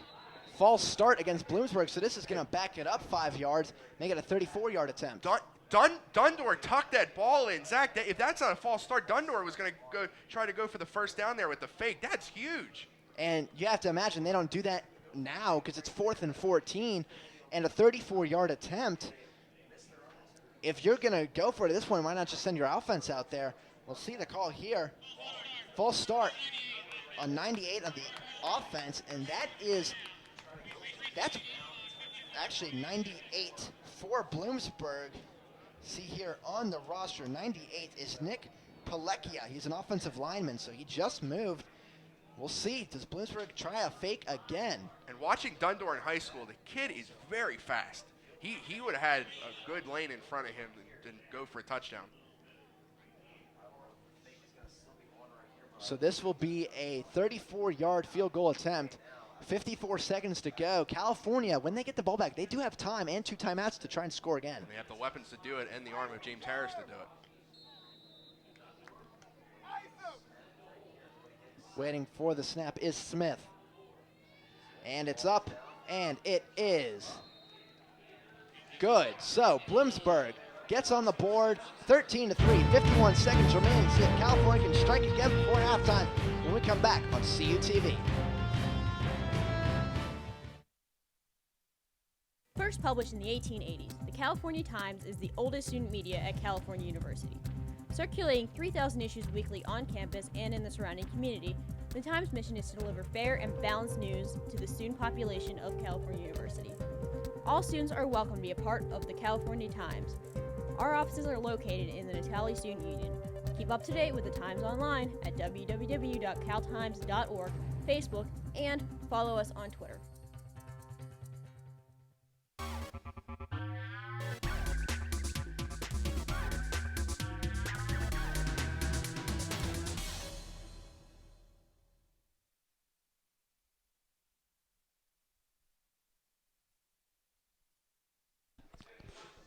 And we are back. California with a 13-3 lead over the Bloomsburg Huskies, 51 seconds before halftime. And Matt, we were talking during the break, Aaron Terry on that long run by Lawrence Elliott Jr. saved basically 4 points for the Vulcans there. He did, and I mentioned that after that tackle too. That saved 4 points and a touchdown, and Bloomsburg gets the ball first in the second half right there. That could have positioned Bloomsburg to take the lead because Callaway has 13 points if they got a touchdown and an extra point. But plays like that, they aren't talked about a lot, but that right now, that's one of the biggest plays of the game is Terry tackling Elliott just before he got to the end zone.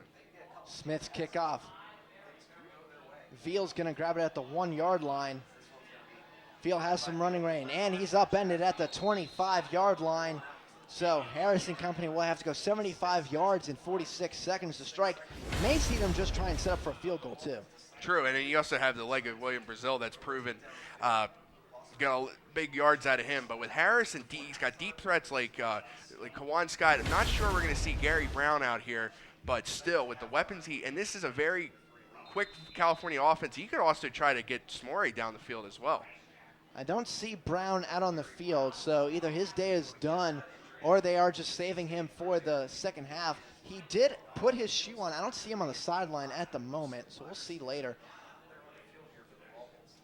Harris back to throw. Going down the field. It's almost intercepted. Postel again. That could have been his second almost interception of the game. Luckily, that did not come up for the Huskies for Vulcans. Boy, Harris needs to be careful there because that could have been 6 going the other way. But I think there might have been some miscommunication with the route with Smorey because he was kind of like backed away, and Postel almost made a great diving interception. That would have been quite a momentum shift. And I see Gary Brown on the sideline. This is not good news. His left ankle is taped up and he's on crutches. Maybe a sprain of some sort. We'll see if Brown probably won't come back today. Hopefully he comes back later on this season for the Vulcans. 2nd and 10. Harris back to throw. Downfield. And that one's intercepted. Second of the day. So Harris, he's not big getting the distance on his throws today. Really underthrowing. His arm may be tired from all the long throwing he did last week. He was asking for it, and Miles Williams, that's his first career interception at Bloomsburg. Badly overshot Kawan Scott, and he was just waiting there in center field like Andrew McCutcheon to catch that ball. And Bloomsburg's at midfield with 34 seconds left, and they have a chance here to cut in that lead even more. But it's California. They tried to go get the points aggressively, and it backfired. And after that first down play, you have to wonder, you just run out the clock and go to halftime with a 10-point lead. So we'll see if that stands. 34 seconds to go. Kelly, 3 receivers. You have to imagine he'll be throwing the ball here, trying to set up for a field goal opportunity. Hoffman in motion. Kelly back to throw. And he completes it to Hoffman. Hoffman gets knocked down inbounds, so the clock will keep running. He also did not get a first down. Bloomsburg does have 1 timeout left. Trying to hurry it up here. They're taking a lot of time here. 17 seconds remaining. This is too much time they're taking up here. 13 seconds left. Oh, they're really mismanaging this. Now 10 seconds left. Kelly's going to be hurried. Throws it incomplete, so that stops the clock 7 seconds, and you're still too far away for a field goal opportunity. You have 1 more play. If you can get it away quickly, call the timeout and try a field goal, but that's bad clock management there. You need some urgency here. You're at midfield. Not even a little bit closer, and you're close to field goal range, and everyone doesn't know where they're at. They run this in practice, these 2-minute drills to get set and get quick. They lost about 10 seconds there to line up for that next play. 7 seconds to go. Kelly will be in shotgun. 4 receivers, 3 in a bunch formation on the near side, as well as a lone man on top. And there's going to be a timeout called by California. I don't think California liked what they saw there from Bloomsburg offensively, but again, those 10 seconds, if you're right up at the line, you can run another play, even if it's incomplete. And Bloomsburg didn't. I mean, you would think, even if they're not set, call a timeout or something. But that's big because Bloomsburg is well out of field goal range here. They're going to take a heave to the end zone. I'm pretty sure Tim Kelly doesn't have the arm to get it fully into the end zone. No, Tim Kelly is, by all means, I mean this in the best way possible, he's a game manager. Yes. He throws when only he needs to. Sort of like a Trent Dilfer when the Ravens won the Super Bowl. He did not always need to throw because they had a good running game. But now that the running game is a little off, Kelly is forced to do more. Tim Kelly is from Cedar Cliff High School, which is in West Shore, Harrisburg. And in his last couple years at Cedar Cliff, he had a big weapon on his team that Penn State fans might know, Adam Brenneman. Oh, and of course, the tight end. And Adam Brenneman, though, of course, he's been hurt off and on, so we'll have to see, what his career turns out to be as a Nittany Lion. And also another big stat on Kelly, he's the active wins leader in Super Region 1 with 30 wins. So 7 seconds to go, 3rd and 2. Kelly, back to throw. Under pressure, throws it downfield.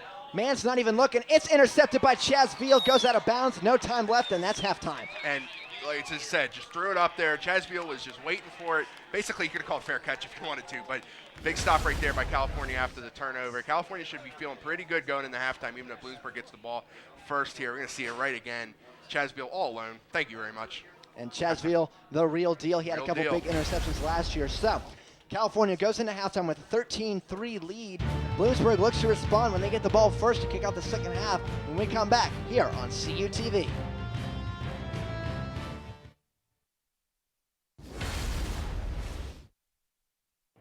Don't miss your chance to catch the best pro wrestling on the planet. Ring of Honor returns to the Pittsburgh area at the Convo Center at Cal U, Friday, September 25th at 7:30 p.m. with appearances by the Briscoes, Jay Lethal, Adam Cole, and many more. Experience body slamming, super kicking pro wrestling action live. Visit ROHWrestling.com now for tickets and info. Catch all the excitement under the Friday Night Lights with CUTV's High School Football Game of the Week. You have the best seats in the house as the area's longest-running high school football telecast, now in its 29th season, brings you the area's biggest games.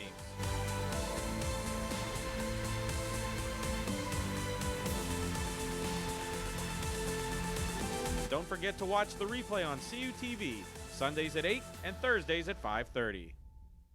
Complete news, entertainment, and sports coverage from around the area, region, and nation is found right here on CUTV News Center every Thursday at 5 p.m. with anchors Jennifer Germano, Zach Prosba, entertainment with Mike Mays, and sports with Matt Hagee. Follow us on YouTube, CUTV News Center, and on Twitter, CUTV_PA, for your complete rebroadcast of your Vulcan sports. News Center airs every Thursday at 5 p.m. on Armstrong and Atlantic Broadband. Since 1937, the Student Association Incorporated, known as SAI, has served the Cal U student body by providing activities, programs, and services. Every enrolled student has the ability to take part in over 125 different clubs and organizations. Managing participation in every SAI activity is easy with OrgSync, a powerful tool for staying connected. Located 1 mile from campus, the SAI farm has 94 acres of meeting and recreational space. SAI, it's your student association.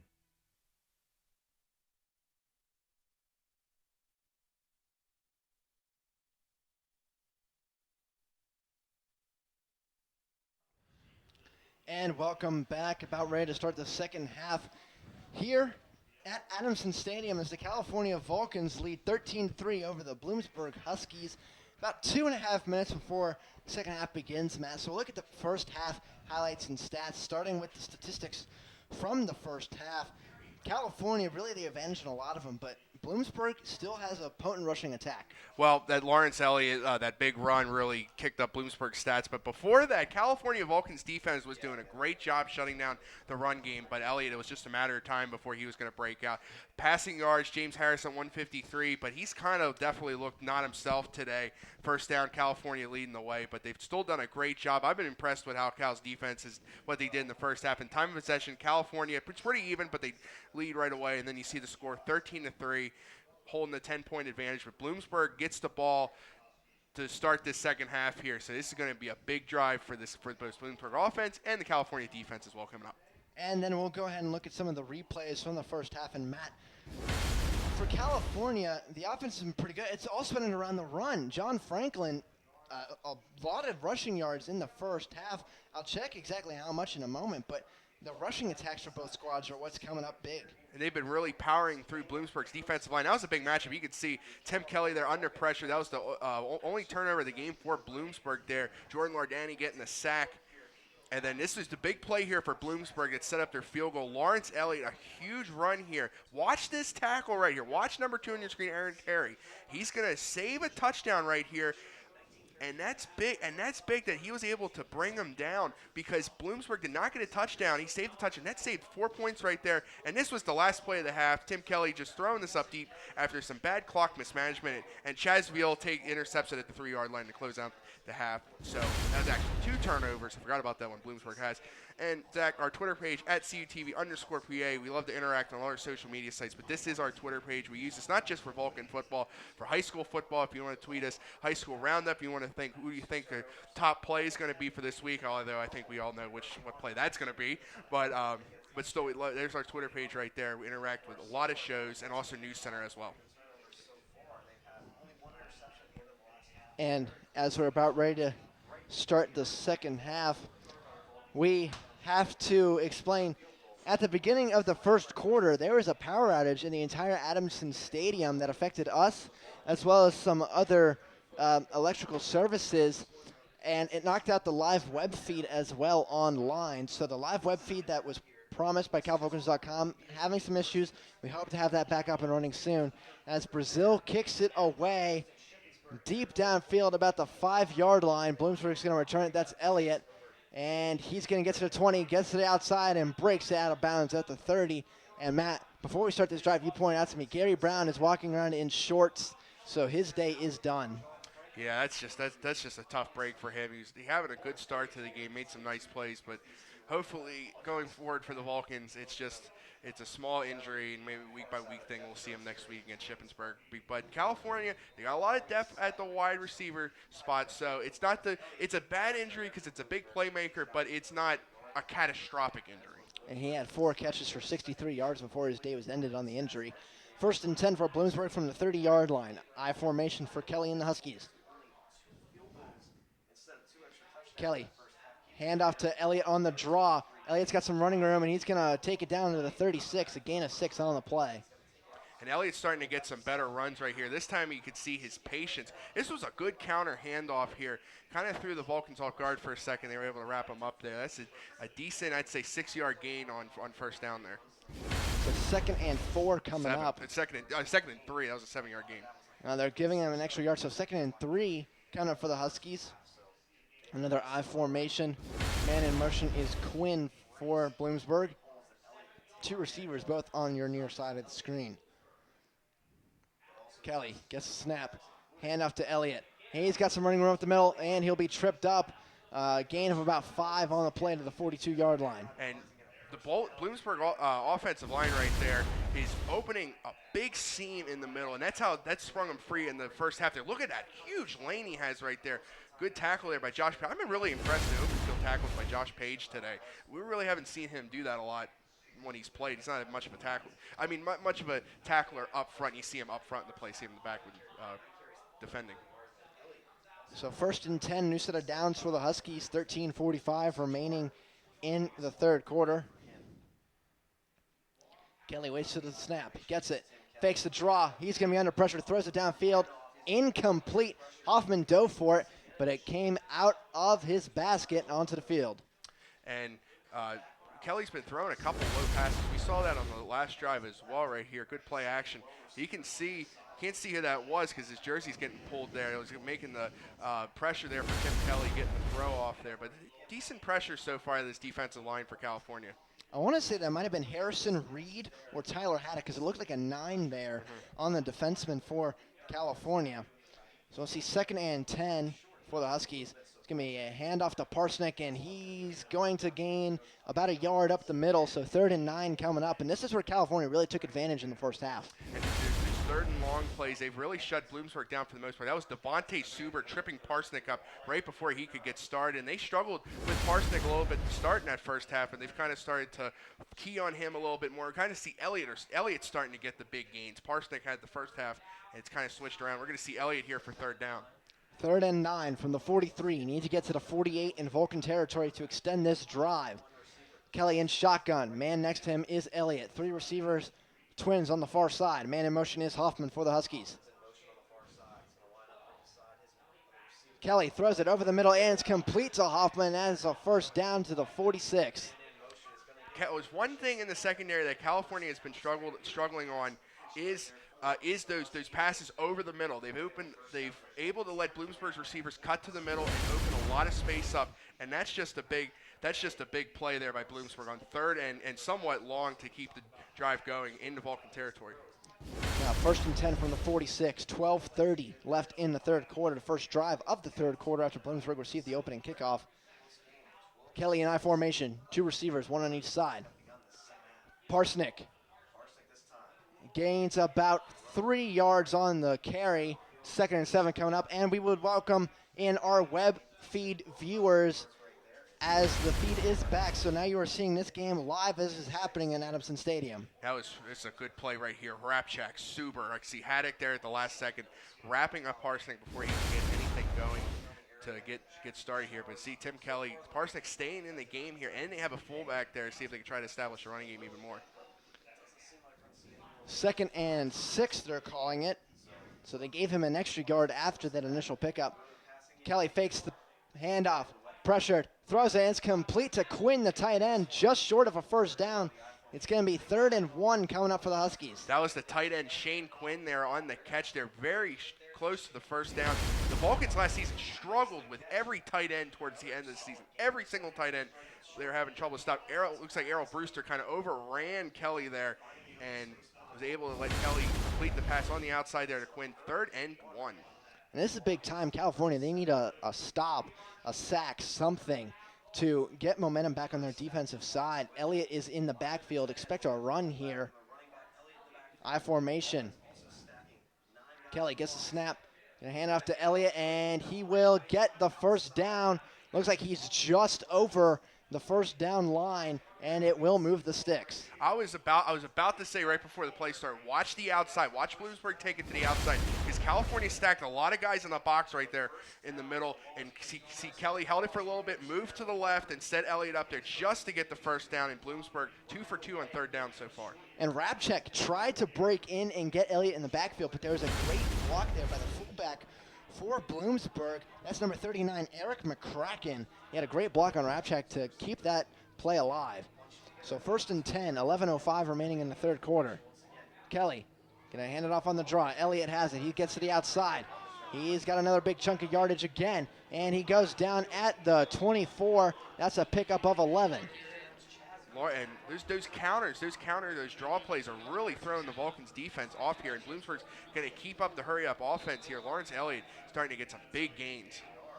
So multiple subs coming in for California now, getting some tired bodies off the field. One of them that came off was Jawan Turner, as well as Jordan Lardani, our player to watch. Kelly, 1st and 10. Draw to Elliott. He's going to be tackled in the backfield. Rabchek, as well as Bowman, who's trying to rip the ball out. That's going to be a loss of 7 yards on that carry. Well, Rabchak was just waiting for Elliott there. He read that play perfectly, and you see Jordan Bowman at the end almost tried to strip the ball out, which he's done very well in the past here. You can see Rabchak, no one blocks him. He was there waiting right for Elliott. He was trying to push him off, but and Bowman trying to get that ball out. Rabchak had his hand in there as well, trying to punch it out. Had his hand caught in between the arm and the ball of Elliott. Elliott carries the ball and he swings the ball out, and that's can be prone to fumbling. 2nd and 17, under 10 minutes to go here in the 3rd quarter. Kelly throws it, and it's complete to Gatus. He's going to take down at the 20-yard line. So this is going to bring up 3rd and 6 for the Huskies in deep Vulcan territory. And you can see Kelly again going with his out routes to the sideline, and California's giving the receivers a lot of cushion, but they're not. I mean, well, not so much a lot of cushion on the sideline, I should say. But you're right, they're giving them play, but they're not letting them get downfield. 3rd and 6, 9:22 remaining in the 3rd quarter. Kelly converted 2 third downs already on this drive. Hoffman in motion. Kelly on the bootleg. Lardani's chasing him. Throws it into the end zone. Incomplete. Overthrows Hoffman. So that's going to bring up 4th down. Now let's see what Bloomsburg does. We'll see if they. I think they're going for it. No, they're going to bring out the field goal team. But you have to watch. They did try to fake it before. And Kelly right here. Cal is very lucky because Hoffman was open. He was open in the corner there. Kelly overthrew him. Lardani came with the pressure again. But that's what I said about Lardani. He might not put up all the numbers on the stat sheet, but he is in there every single play, creating problems in the backfield for Bloomsburg. And quarterback hurries are an unofficial stat, really, but it's an important one. As Smith is on for the field goal, wind is blowing heavily now at the stadium, so this will be a 37-yard attempt. Low snap, kick is up, and it is going to be good. So Bloomsburg gets a field goal on their first drive of the 2nd half. California will get the ball when we return. 9 minutes remaining in the 3rd quarter for the Vulcans to try and strike back.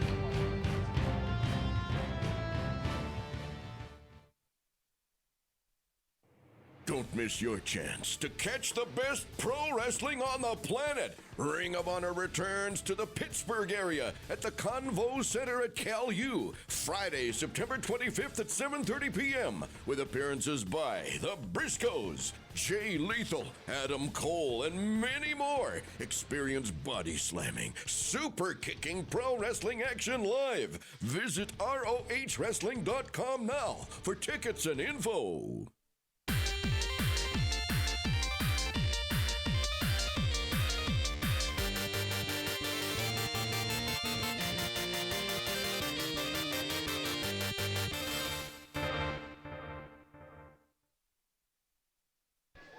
And we're back. California now ready to mount a drive of their own after the Bloomsburg Huskies mount a 13-play drive, resulting in a 37-yard kick from Tyler Smith. 9:02 remaining in the third quarter. But California, that was still a nice stop. They let Bloomsburg go all the way down the field. They gave them points, but again, no touchdowns. They're just limiting them to 3, and that's good. But this is a big drive here for California. They've been limited to 3s on the last 2 drives. They gotta get 6. Gotta get 6 here. You need to get James Harris going as well. You need to get his arm moving in the right direction as the kick will go into the end zone. Veal will grab it. He's going to bring it out. He gets to the 20, taken down at the 25. And now there's going to be a late flag coming in too. So we'll see what this penalty is going to be. Looks like this could go against either team, as being coming in that late could be a personal foul. And the Vulcans have had a couple personal fouls last week against Virginia State. I couldn't see what happened there at first glance on the play. And it's holding against California, so that's going to back them up after a decent start to this drive. They'll be at the 15-yard line instead of the 25. But again, you still can't take penalties like that. I mean, kickoff, it's very vulnerable. But you're right. Got to get Harris going here, no matter what field position you're at. Harris in the shotgun. Man next to him is Franklin. And he'll hand it off to Franklin. Franklin breaks up field. And he gains about 5-6 yards on the carry, so it's going to bring up 2nd and 4. And Cal, about to say they could try to keep that running game going that was very successful in the first half. Franklin had a couple nice runs right there. And it's a good start to the drive to keep Bloomsburg honest as a defense. That'll open up to the pass here maybe on 2nd down. Yeah, especially open up some play action. And if you run the ball effectively, that takes time off the clock as well and limits the amount of time Bloomsburg has to come back. Now handoff again to Franklin. Tries to break it outside. He will not, but he's about a yard short of first down yardage. So 3rd and 1 coming up for the Vulcans. That was Sage Stevenson there on a nice open field tackle. Franklin almost broke it there for the first down. He stopped. Franklin's a very tough back, very more physical than I imagined, but you got to get this third down here. And now updating Franklin on the game. He has 11 carries for 75 yards and 1 touchdown, the only touchdown of the game. Harris in shotgun. 3 receivers, 3rd and 1. Hand off to Franklin. He is going to get the first down. A couple yards on that one, so it'll move the sticks for the Vulcans to keep the drive going. Nice run up the middle. Nothing fancy, nothing, but just power Franklin up the middle. And you can have the confidence to power Franklin up the middle on 3rd and 1 the way the offensive line has been mostly controlled by Cal. Bloomsburg's been trying to O-line's been trying to take it back on the other side of the ball, but still a good game out of this Cal offensive line. Harris, 1st and 10, 7:35 to go. He's going back to throw. Goes downfield, and it's intercepted again. That's the 3rd of the day for the Huskies. That's number 53 for Bloomsburg. We'll see who that is. That's Tyreek Clary, and he just came right in front of the route. Looked like he was going to Des Green in the middle of the field. I have no words. This is unbelievable. Harris is not this inaccurate. He had Smorey wide open over the middle there, and he threw it in the triple coverage. He threw 7 interceptions all of last year. He's got 3 today. And he could have had another 2. Postel dropped a couple as well. You're right. You're absolutely right. So I don't know what's going on here today, but now Bloomsburg set up perfectly a chance to tie this game here. 7:27 remaining in the 3rd quarter. Bloomsburg with an opportunity. If they score a touchdown on this drive, they tie it. California's defense has held strong so far today, but they're right back out on the field after a long drive. 1st and 10 from the 41 in Cal territory. I formation. Kelly going to hand it off to Elliott, and he will get to the outside and get shoved out of bounds at the 37, so a gain of 4 on the play. I can tell that California defensive line is a little tired right there. Elliott threw off 2 guys on the tackling there. He just pushed him out of bounds before he broke it even more. But this was, you're right, that long drive and the quick interception is not what this defense needed. They're tired. 7:15 to go here in the third quarter. Thing is, Bloomsburg takes a lot of time on their drive, so it gives Cal's offense time to regroup themselves. Kelly in the I formation, Elliott behind him as well as McCracken, the fullback. Kelly going to hand it off again to Elliott. He's going to gain to the outside, and he has some blockers. Gets down to the 26, gain of 11 on the play. And there's counters. Bloomsburg should just keep running these counters here. They're going very successful. Open lane there in the front, good blocking, and paved the way for Elliott to get that first down. And Bloomsburg's really starting to bust off a couple runs here. They're powering through California's defensive line. And Bloomsburg so far today, 132 rushing yards. And Bloomsburg is an all-run team, though, so you have to expect high totals for them. It's about a normal day at the office. And not last week, Except last week, yeah, you're right. They stopped running the ball, so 6.5 left in the third quarter. Kelly hands off to Parsnick. Parsnick, and almost gets the first down. He'll be about a yard or 2 short, so this will bring up 2nd and 2. And you see Parsnick there with that speed. These backs are really fast, and they're fresh, too. They're fresh. They keep them on the sideline, and the way they can alternate Elliott and Parsnick so one doesn't get totally tired and their legs don't get as used a lot. And now you haven't used Parsnick in a while. He had a lot of rest. He comes right out there strong on the first carry. And it seems like Bloom is gaining some confidence as this game goes on. You're absolutely right. In the beginning parts of the game, they didn't seem to have it. Now they do. Kelly, 2nd and 2, 6 minutes to go in the third quarter. Handoff again to Parsnick. Has another hole. Gets to the outside, and he'll be stopped at the 15-yard line. Tackle from behind by a Vulcan defender. I thought Parsnick was going to break it there, but Lardani got him at the last second there. That's good enough for a first down as they move inside the red zone. We haven't seen Bloomsburg in the red zone a lot today. Good tag. I could see Parsnick almost break it there if Lardani doesn't wrap him down by the waist. 1st and 10. They're marking at the 14, not the 15. 5:40 to go here in the third quarter. California trying to bend but not break again. You have to expect a run here. That's all Bloomsburg's been doing on this drive.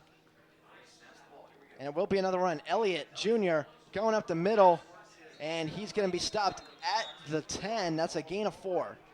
There's power in his way forward up the middle there, and they're all just positive runs. I mean, Cal even would throw in there, they'd stop at the line of scrimmage for little to no gain, but it's just 5-6 yards a clip right now Bloomsburg's running, and you got to believe that.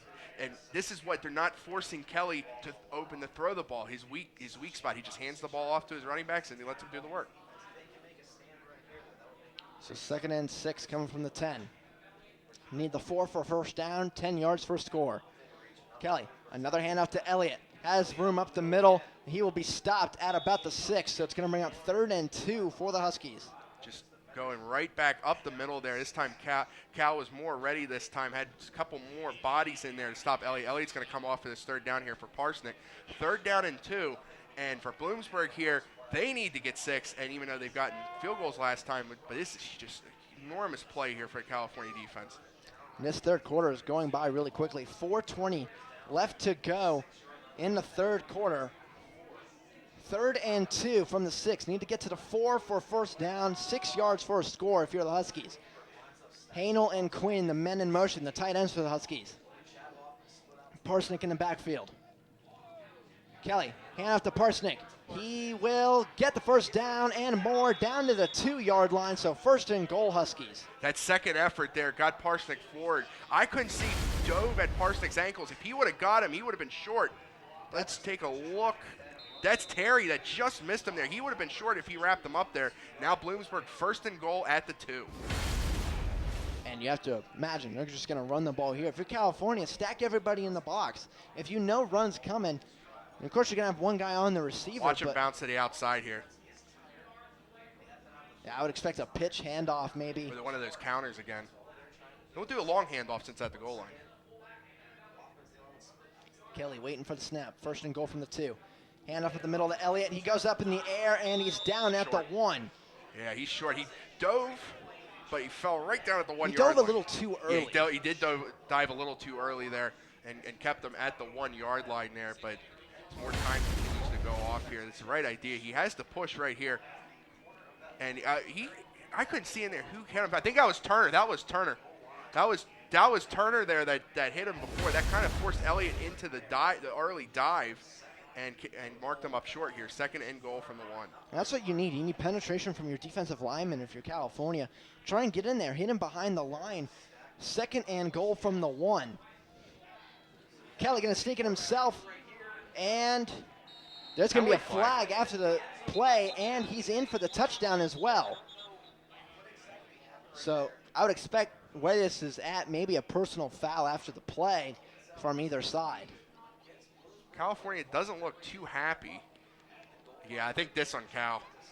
Bloomsburg's players are celebrating, so this is going to be a touchdown and something more. Face mask. So they'll decline that, and Bloomsburg is extra point away from tying this game. And that's actually going to be applied on the kickoff. So that's Bloomsburg will be huge. kicking off from about the 50, so no possible return. And right here, Kelly just sneaking it himself. Not sure who the man was on the penalty. I mean, that official must have had some pretty good eyes to see the face mask in the middle of that pile.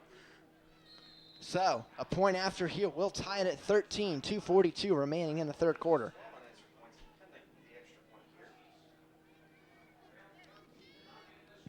And the kick is up and good. And just like that, the Huskies have erased a 13-0 deficit to come back and tie it. See if California can respond when we come back on CUTV.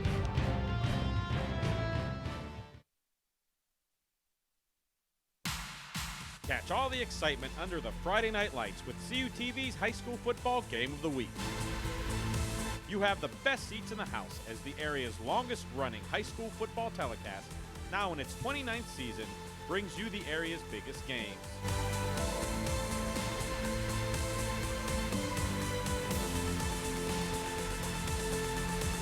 Don't forget to watch the replay on CUTV, Sundays at 8 and Thursdays at 5:30.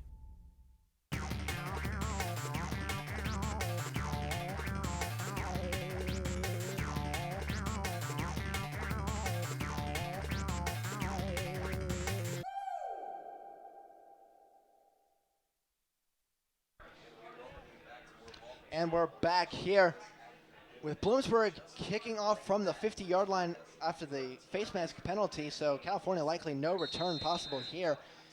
3 interceptions today, Matt, for James Harris, and that's very uncharacteristic of one of the more accurate quarterbacks in the PSAC. I think that's his most interceptions since that IUP debacle 2 years ago, where it was him and Cody Schroeder going back in and out, throwing interceptions left and right. But you're right, this is very, very uncharacteristic, especially the way Harris played last week. He was so confident.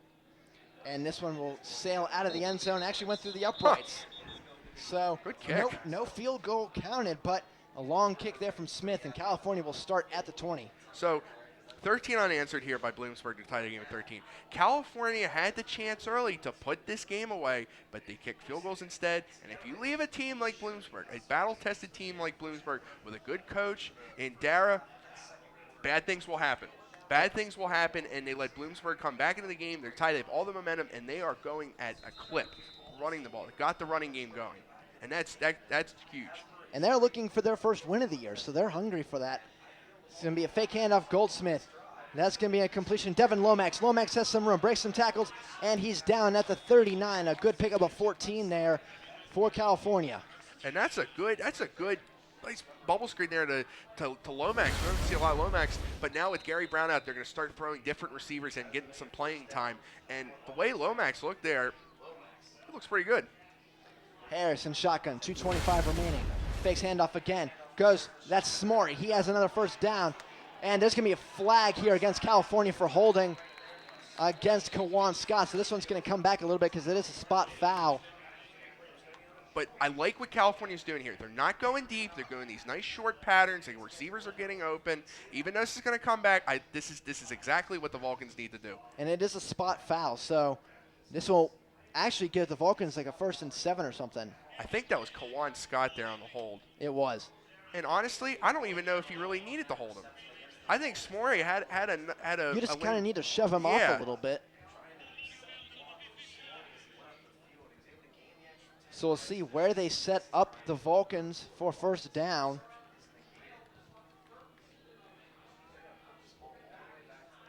They're going to put it at the 41. So basically a 2-yard gain, and you get to replay first down. So 1st and 8 coming up.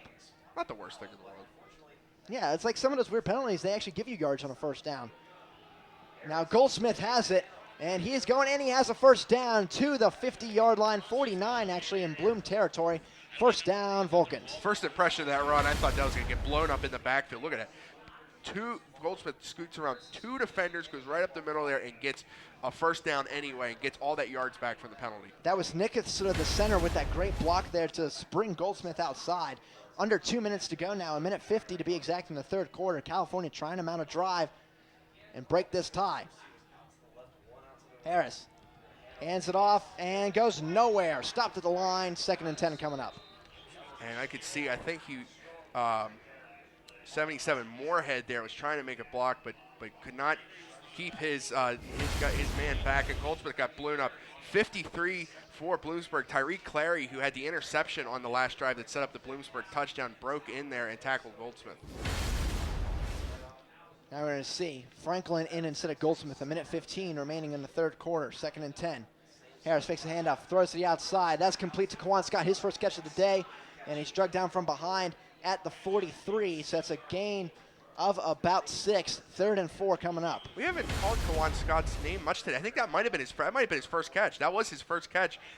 And it's a decent game. Sets up Cal here. 3rd and 4. We are under a minute to go here in this third quarter. This third quarter, it's been all Bloomsburg. 10 points to none for the Vulcans.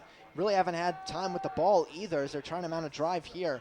40 seconds to go. Harris back to throw. 3rd and 4. Throws it, and that's complete. Kawan Scott leaps over a man. What a play by the athletic receiver. Whoa, that put me back a little bit there, but oh my goodness, there's a penalty in the backfield. Are you kidding me? Oh, that is an unbelievable play there, Kawan Scott. It's going to be for naught. And they are moving back as it's going to be holding against California. That's a shame. That was a great play. Kawan Scott, Antonio Brown-esque, leaping over the defender. Actually, without the face kick. Yeah, without the face kick. Le'Veon Bell does that a lot too. But just take a play. Let's see what happens here. Moorhead just wrestled this guy to the ground. I mean, that's you got to call that. That is holding, and Harris would have been under pressure. That's a costly penalty. California, you have all the momentum. You're deep in Bloomsburg territory. Now you're at 3rd and long. 3rd and 14, 28 seconds to go in the third quarter. This will likely be the last play if the time keeps running. Franklin in the sidecar to the right of Harris. 3 receivers. Harris, 8 to snap. He snaps it. And it's a screen to Franklin. He's got some room. Trying to go to the outside, and he will be stopped short of the first down. We'll see where exactly they mark him. He got out of bounds with 7 seconds to go. And almost so close to get that first down there. Like the play call, because Bloomsburg brought a lot of men, and California is staying on the field here. I think this is a good call to go for it on 4th down here when we go to the 4th quarter, because it is the end of the third quarter. That's the end of the third quarter, so California has the decision to make. Do you go for it, or do you punt it away and pin Bloomsburg deep? We'll see what happens when we come back on CUTV.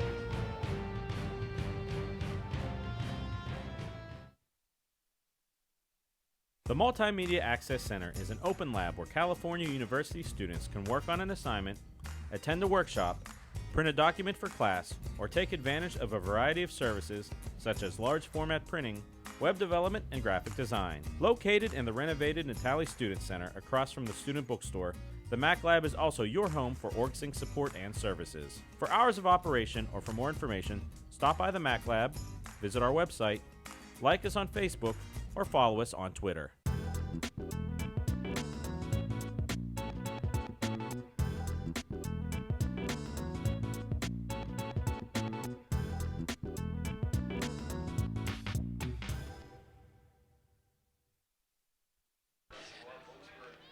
And we are back. California facing 4th down and 4 with 15 minutes left in this contest. And the decision is, do you go for it or do you punt it away and pin Bloomsburg deep? Matt, what would you do? Well, I said right away, and they're going for it. But the way California's defense has been punished in this second half, you're giving Bloomsburg decent field position, but California has the confidence in their offense. They can get this here. It's 4th and 4. Here we go. Harris in shotgun, 3 receivers, 2 on the far side. Harris back to throw, throws it over. Kawan Scott is not able to bring it down. It's incomplete. Bloomsburg takes over on downs. Scott tipped it up to himself, just could not bring it down. Yeah, and that's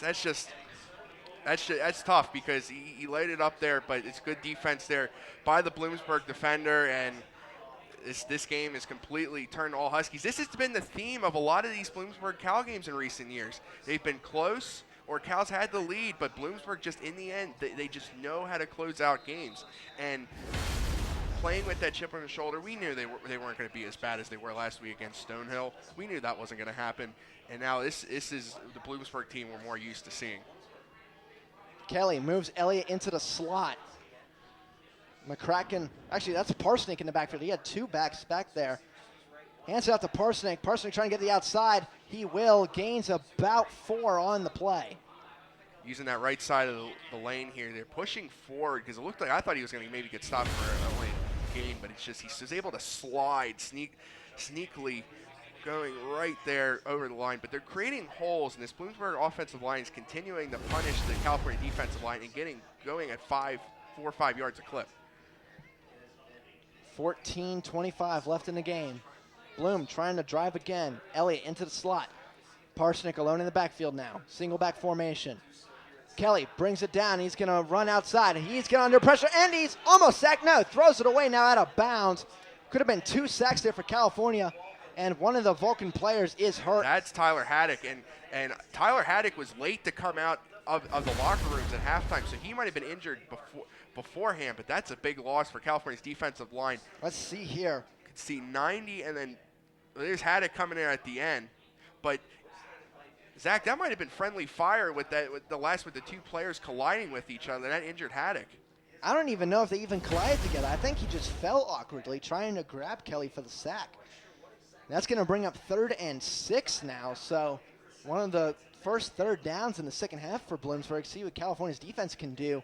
That's going to be a big loss. Tyler Haddock had 2 sacks last week against Virginia State, led the team.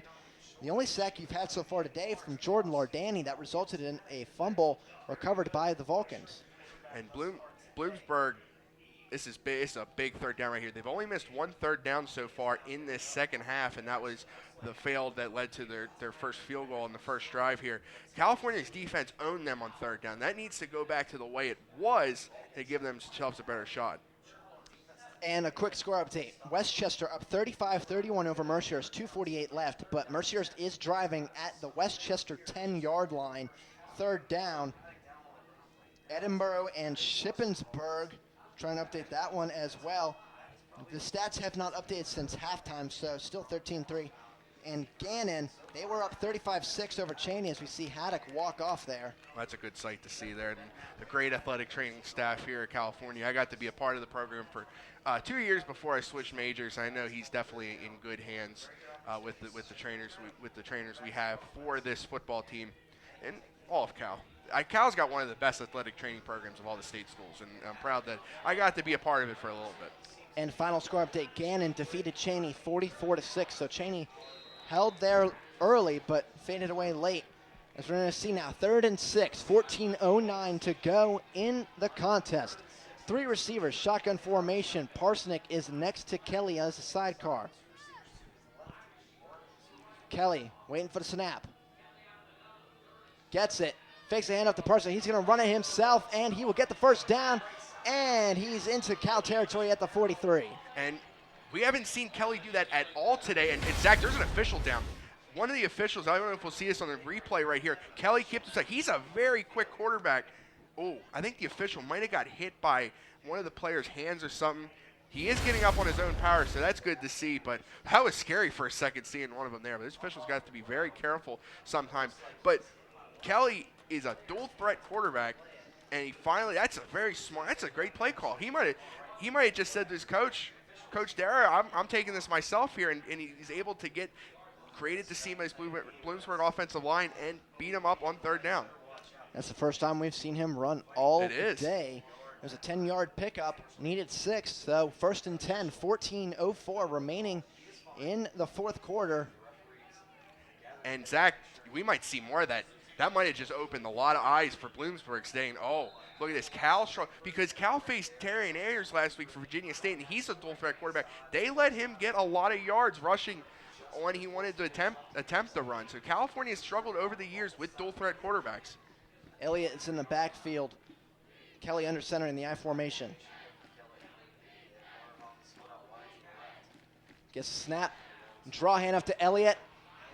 And he'll be taken down after a gain of 2. He could have been taking him down in the backfield, but just kept chugging those legs.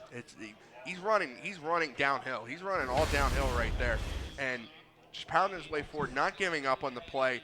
And California's defense just has to do a better job of tackling. They made some great tackles in the first half, but it's just been a whole different story here in the second half. I'd like to see the Bloomsburg time of possession in this second half because it's been all Huskies. 2nd down and 8, 13:10 to go.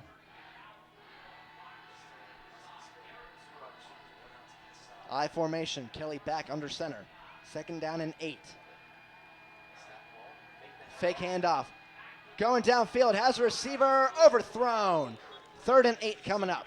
Kelly's been overshooting a lot of his receivers lately. He had his target 88 there as the backup tight end Nate Hold on the play here. You'll see Kelly roll out. He's got good time, and he looked like he threw off his back foot there, and he really didn't need to rush that throw because he had protection. Kelly, the offensive line has been doing a really good job late second quarter into this half, protecting Kelly. So 3rd and 8 now, 12:52 to go. Let's see, Bloomsburg convert another 3rd down, or does the Vulcans defense have a statement to make here? 3rd and 8, Kelly in the shotgun. Sidecar is Parsnick, 3 receivers. Kelly, he's under pressure from Brewster, going to take it himself. He's going to be short, marked at the 34, 35, about a couple yards short. 4th and 2 coming up. But you best believe they're going for it here. But I'm not sure if this was a design run, but Kelly, I think, looked at his receivers. He quickly checked if anyone was open, and then he took it himself. So he might have thought he was going to run the whole way unless he had a receiver open. A great improv play It is. if that was not his intended play call there. And I like some good improv, so that's a very smart decision there by the senior. 4th and 2, Parsnick in the backfield. California stacking the line. Watch the bounce on the outside. Parsnick trying to go outside. He will get the 1st down. He just fell over 4 or 5 Vulcan defenders, could not drag him down. It seemed like the California defenders were there in the play, but Parsnick just pushed his head forward. Now Parsnick, he has really started to pad his stats. At the end of the 3rd quarter, he himself had 54 rushing yards. He's had a bunch more here in this quarter. Bloomsburg still driving, 1st and 10 at the 32.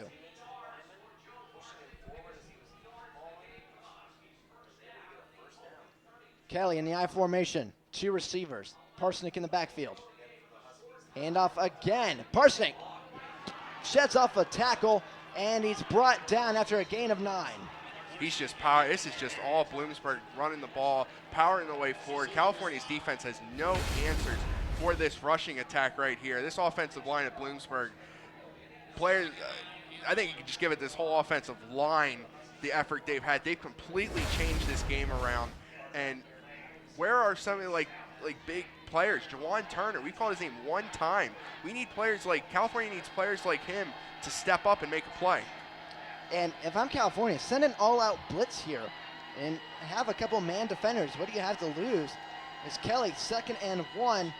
Hands it off to Elliott up the middle. Has a lot of room, and he will be taken down at the 15. And it looked like Cal had a lot of guys stacked in the box. It didn't matter. It didn't matter at all because Elliott, the lane was right there. Elliott took an easy 1st down and many, many more. And I don't think we're giving this offensive line enough credit. There are 4 redshirt seniors on this line. All of them have started for at least 2 seasons now. This is one of the best offensive lines in the country. I formation again.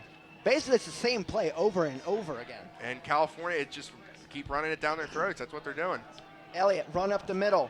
Gets to the 10 for a pickup of 4. 2nd and 6 coming up. And it's not even a big run. They just 4 yards at a time. And if you're just going to keep that clip going, you're going to get the first down in 2 or 3 plays. If you're California, you need to force a fumble or something. Get a turnover. And this California defense is normally pretty opportunistic. We've seen them make a lot of great goal line stands these past couple years, or not so much goal line stands by forcing turnovers, interceptions in the end zone, something like that. Well, back to the IUP game Right, last year. that's exactly what I was thinking. Interception to That's what I was thinking. Kelly, 2nd and 6. Kelly waiting for the snap. Handoff to McCracken, the fullback. He's going to be stopped after a gain of maybe 3 yards. They'll bring up 3rd and 3. Now, Matt, if you're Bloom, if you don't get it, do you kick the field goal and get the points, or do you go for it? Well, the way they've been powering through this offensive line, I say go for it. But at this point of the game, you want to take the points since you're that close to the goal line. But if you have the confidence, why not? I think they could get the 4th down powering through right here. It's 3rd down and 3. They're going to go in that normal I formation right here, and they don't bounce it to the outside. They might just go right up the middle. We're running with confidence. Parsonic up the middle. He's going to be stopped. He will not get the first down. No gain on the play. Maybe even a loss of a yard. They'll call it 4th and 3, so we'll see what Bloomsburg does. And, Zach, this center of the line just collapsed, and they will be kicking the field goal here. We'll see that in a second. But watch this. He ran into his own guy because Haddock was pushing his lineman into the backfield. Parsnick bumped off of him like a bumper car and fell right down. So this is a field goal right here. California's been known to block field goals. Let's see if California can do it again. Smith with a 24-yard attempt. Here it goes, and it's up, and it's good. So Bloomsburg, no, it's no good. Oh my it's goodness. No good. Bloomsburg Oh my misses goodness. a chip shot field goal from my vantage point. I thought it was good. I thought it was again. too. It I must was have not just watching looked at the Fox. Here we go. Okay. Let's see. And Sailing left. oh, it does hook. Oh my goodness. I was watching the field instead of our box. I was watching Jordan Bowman leap over the line, LeVar Arrington style. But man, that's a big stint right there by the That could be Vulcans. huge That's confidence enormous. for the Vulcans. That's absolutely, you stopped Bloomsburg's defense, but they made a mistake. It's time to strike. This is when James Harris goes deep down the field. Oh. If you're Bloomsburg, triple team Kawan Scott, because he's the guy this play's going to, I think. It's going to be a handoff instead. Going and down to the 26, a gain of 6 on the play. 2nd and 4 coming up. So they go to the run to start off here, and you can believe they open it up right here. But I'm just wondering where James Harris's confidence is at this point of the game. They were moving the ball very well in these short passes. Let's see if they continue to go to that and not go quickly downfield. Kawan Scott on the far side, closest to Bloomsburg sideline, top of the screen. Harris, his snap, hands off to Franklin. Franklin going up the middle. No, maybe a gain of a yard, so 3rd and 3 coming up. And if you're California, you cannot give this ball back to Bloomsburg right away after your defense has been out there maybe 10 minutes of this entire half. I mean, we're at 7:36 already. Bloomsburg held the fall pretty much the whole 4th quarter with the exception of one play. Got to get a 3rd down here. This is the biggest 3rd down of the game. 3rd and 3, 7:25 to go. Harris in the shotgun. Handoff to Franklin, and he's going to be stopped. That was a broken play. He loses a couple yards, so 4th and 5. We're going to see California punt the ball away. I'm surprised they didn't pass it. But here's Franklin. First of all, he's juggling that ball again. I don't know if Harris wanted to give it to him. But based on that, I don't know. It was Bloomsburg blew that up right there. Garrett Pope's probably been the best defender on the field today. You always have to watch the fake, too. But this is not what California's defense needed. 6:45 to go. Patterson punts away. It's a short one. It's going to set Bloom up right about the 50. And that right there is the first year without Andrew Surratt in the last 3 seasons, and that makes a big difference because Bloomsburg set up right at midfield. I could hear the California coaches stomp their feet because they did not. This is not exactly not what they wanted. Here's our YouTube page. This game's coming down to the wire, and these past Bloomsburg games always come down to the wire. It's Cal Bloomsburg. And if you want to see this game again, go on our YouTube page, CUTV Sports 1 for your family, my family, not in the area. They can't get CUTV. They can see any of our games from this year, and years past that. They have last year's Cal Bloomsburg game on there. And it's all our YouTube page at CUTV Sports 1. Also, for our new show, CUTV News Center, one word, that is that YouTube page. So 1st and 10 from the 45, 6:40 to go. Kelly in the I formation with the Huskies. Still a 13-13 tie. Elliott gets the handoff, tries to go back up the middle. He'll gain a few yards and be stopped at the 41. Loss of 4. Oh, he fumbled it. California is saying a fumble, but he was down. California's not happy. Elliott was still moving, so that's why they kept going after the ball. I don't think he was down because he kept fighting. They didn't blow the whistle, so California kept playing. Let's watch it right here. They might have blown the whistle after he fumbled. This is a tough run here by Elliott. I credit him to keep pointing. You can see his other teammates trying to push him forward here. But you see, Bop was in there. Field was in there trying to rip the ball out, but he might have just been down. That's a break for Bloomsburg. 2nd and 6 coming up. 6 minutes left in the game. And that's the thing California has to do. They got to force a turnover. Parsnick has it, and he's going to gain a couple yards. It's going to bring up 3rd and 3 for the Huskies. This is a big 3rd down right here. California has not had much success with them on 3rd down. And this is 4 down territory. This is 4 down territory because you saw their kicker missed that chip shot field goal here. So we see the sun start to come out in Adamson Stadium. And after seeing the weather forecast this week, this is unbelievable. The sun's coming out right here. But you're right. They need to stop them right here. 2 plays. If they can stop them here on 3rd down, you get that 4th down play because you need a negative play on this one. They basically do. And they're going to go right up the middle. 3rd and 3. 5:13 to go. Need to get to the 35. Hand up. No. Kelly keeps it himself. Gets to the outside. He has some running, and he falls down at the 32. He read that perfectly. They stacked the box. No one was the outside. Bootleg. Rolled it out. And with the speed that Kelly's got, that's great. But look at that. Bowman and Blair were caught way out of position there, and Veal gets tackled. He just smart play, dove down to prevent maybe getting hit in the head or something.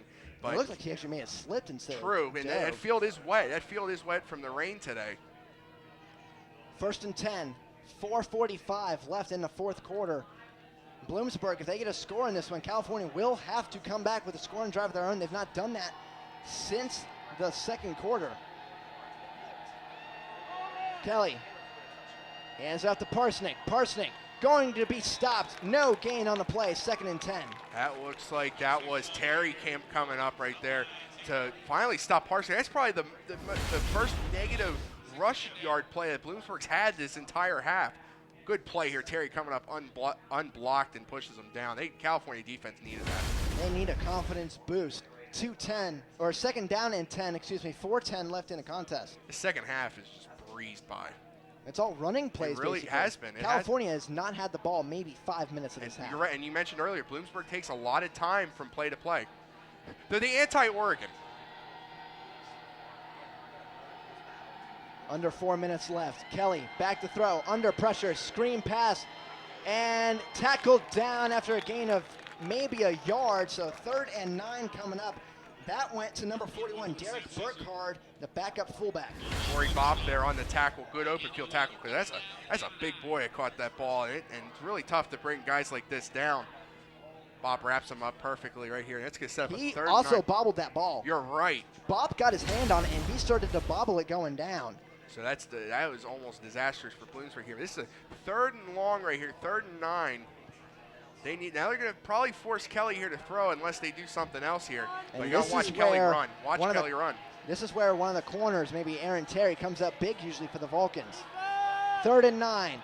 3 minutes left. Kelly hands off to Elliott, and he will get the 1st down. Maybe no. He's going to be a yard short. 4th and 1 coming up. So let's see. Do you go for it or do you kick it? Oh, you go for it. You absolutely go for it. But they caught California napping here. They caught him sleeping with the run there. I thought, hell, you got it. But this is a good down-saving play there by Hrapchak, getting them out of bounds. But, yeah, Bloomsburg staying right on the field. If you're California, send everybody. Engage 8. Or at least basically. keep someone out to watch Kelly run that bootleg again. Spread the line out. Do what Exactly. the Eagles do, kind of a wide 9 formation. Timeout Bloomsburg with 2:47 left. I think they're going to think this one over. Because if you don't get it, you give California good field position to start their drive. And if they score, that doesn't leave you a lot of time either. And that's very true. With 2:47 left here. Unbelievable game. I mean, we knew this is typical Bloomsburg Cal. It comes down the last minute, and those last 3 meetings that Bloomsburg won, they've come down to the last minute or overtime, and Bloomsburg won. 2009, 22 seconds left. Bloomsburg gets a game-winning touchdown after Cal ties it. 2010 first-round playoff game. Cal ties it, and they stop Cal on the 2-point conversion, and then last year we all knew what happened. Cody User sends it to overtime. First play of the game gets picked off. First play of overtime gets picked off, and then Bloomsburg wins the game. Bloomsburg has crushed Vulcans fans' hearts since 2008. And if you want to go back even farther than that, Bloomsburg's won 5 out of the last 6 meetings dating back to 2006. And a final score update. Mercyhurst defeats the Westchester Golden Rams 37-35. So Westchester 0-2, Mercyhurst 2-0 after an 0-4 start last season. Now, back to this action. 4th and 1. Ball in the 24. Need to get to the 23 if you're Bloomsburg. 2:47 to go. Kelly under center in the I formation. Man in motion is Quinn, the tight end. It's going to be a pitch to Elliott. He's going to get the first down. He's going to get a touchdown. And it's the Bloomsburg Huskies take their first lead of the game. No one was out there. Elliott was escorted to the end zone, and Bloomsburg late again. And there's a penalty flag after the play. I don't know if there'd be a celebration penalty called on this, but no one was there. Absolutely no one was there. Cal did not see that coming at all, and Bloomsburg takes the lead. Unsportsmanlike conduct against Bloomsburg. Now, where will they force that? That's going to be on the kickoff. That's so that's big. going to give California.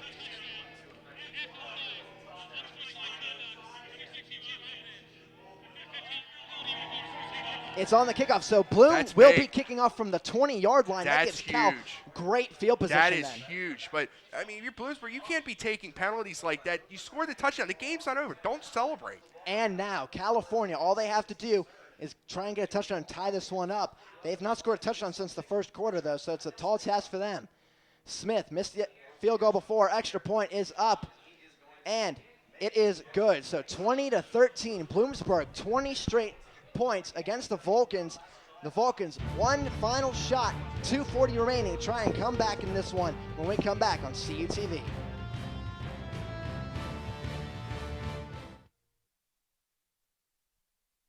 First published in the 1880s, the California Times is the oldest student media at California University. Circulating 3,000 issues weekly on campus and in the surrounding community, the Times' mission is to deliver fair and balanced news to the student population of California University. All students are welcome to be a part of the California Times. Our offices are located in the Natali Student Union. Keep up to date with the Times online at www.caltimes.org, Facebook, and follow us on Twitter.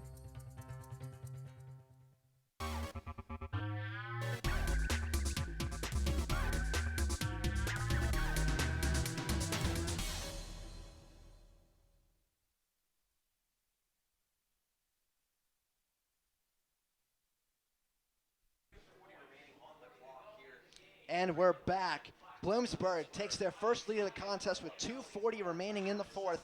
California, though, will be getting a short kickoff after Bloomsburg got an unsportsmanlike conduct penalty after the play, resulting in a kick from the 20. So California should have very good starting field position here. And good returners, too, back there. So this is going to set Cal up nicely. We need to see how this Bloomsburg kicker here, Tyler Smith, we haven't seen him get a lot of kickoffs lately because Bloomsburg hasn't scored. Cal hasn't scored. But now his leg gets tested right here. Smith's kickoff. Deep, going to be fielded at the 27-yard line. That's Brendan Edwards, a freshman defensive back. Finds a hole, gets down at the 41.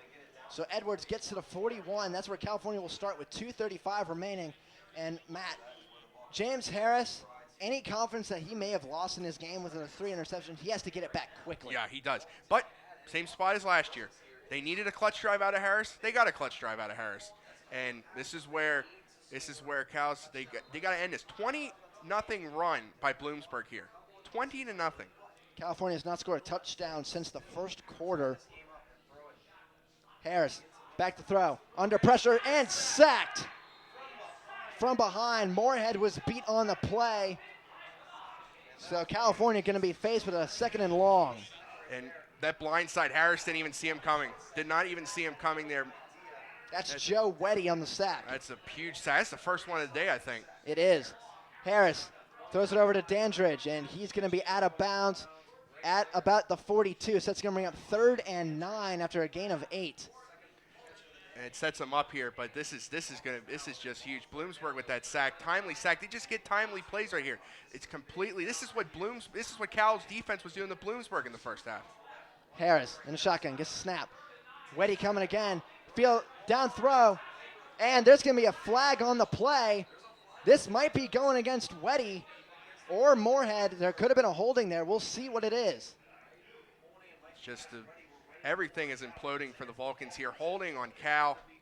They're going to call it on Moorhead. I think that's his second holding. That is a holding call. And Moorhead, didn't he start at right tackle last game? Yeah. So they flipped Jones and Moorhead around on the line. They're going to decline the penalty, so 4th and 9. California, though, you have to go for it at this point. It's do or die. You need to. And they'll decline it because, that was obviously it's incomplete. But this is it right here.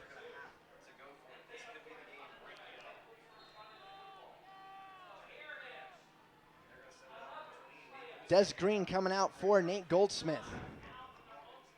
Shotgun, Harris. 1:58 to go. Timeout called by Bloomsburg.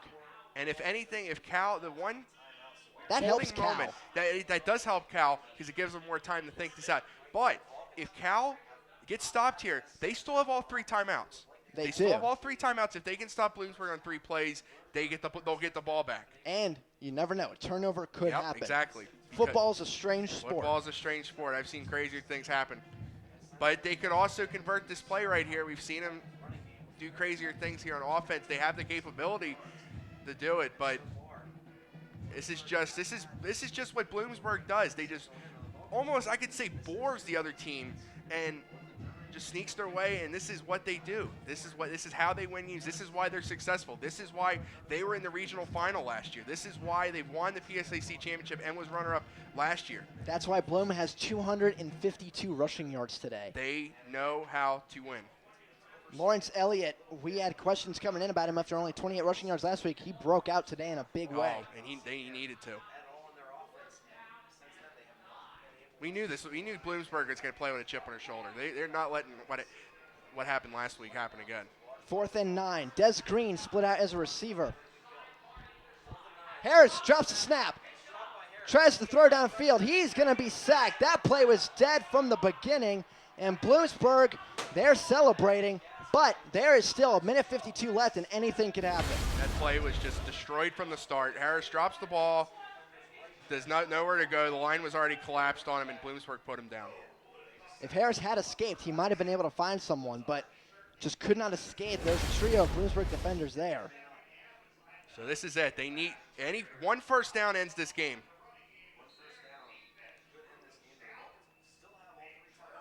So 3 timeouts left for the Vulcans. 1:52 to go. Down by 7.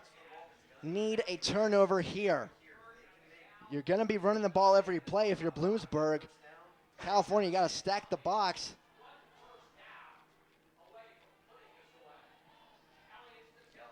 Bloom. Kelly gets a snap. Going to hand it off to Elliott. He's going to get stopped after a gain of 3 yards. 2nd and 7 coming up. Timeout Cal. So there's timeout number 1, but they're just going to keep pounding away here. That was a good gain on first down for Elliott. And this is closing time. And for California, it's deja vu. It really is deja vu. There's just that every team has that one team that's their thorn in the side. And for Cal, it's Bloomsburg.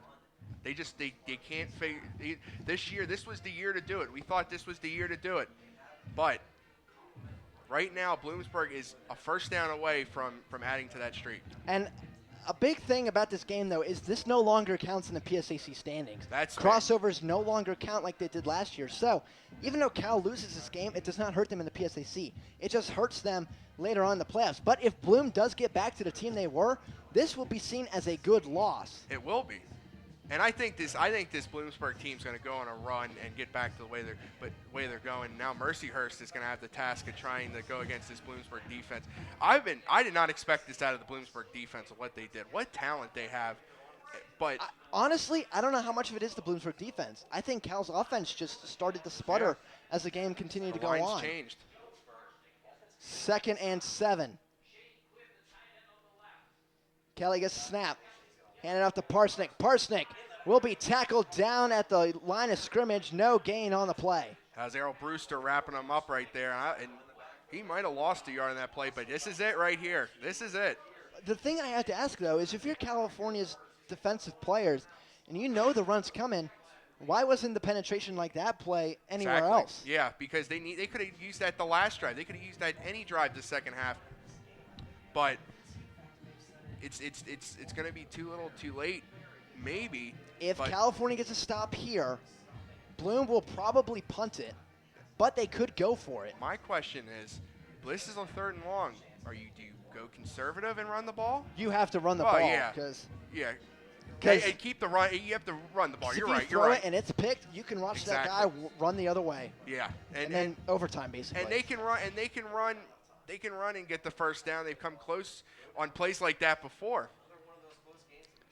This point, do you go for it on 4th down if you get close enough as well? They're backed up, and the way Cal's offense has been going, I'd go. I mean, if it's 4th and 1, I say go for it. 3rd and 7, a minute 42 left. Need to get to the 29, currently at the 36. Parsnick in the backfield. Parsnick going to take the handoff.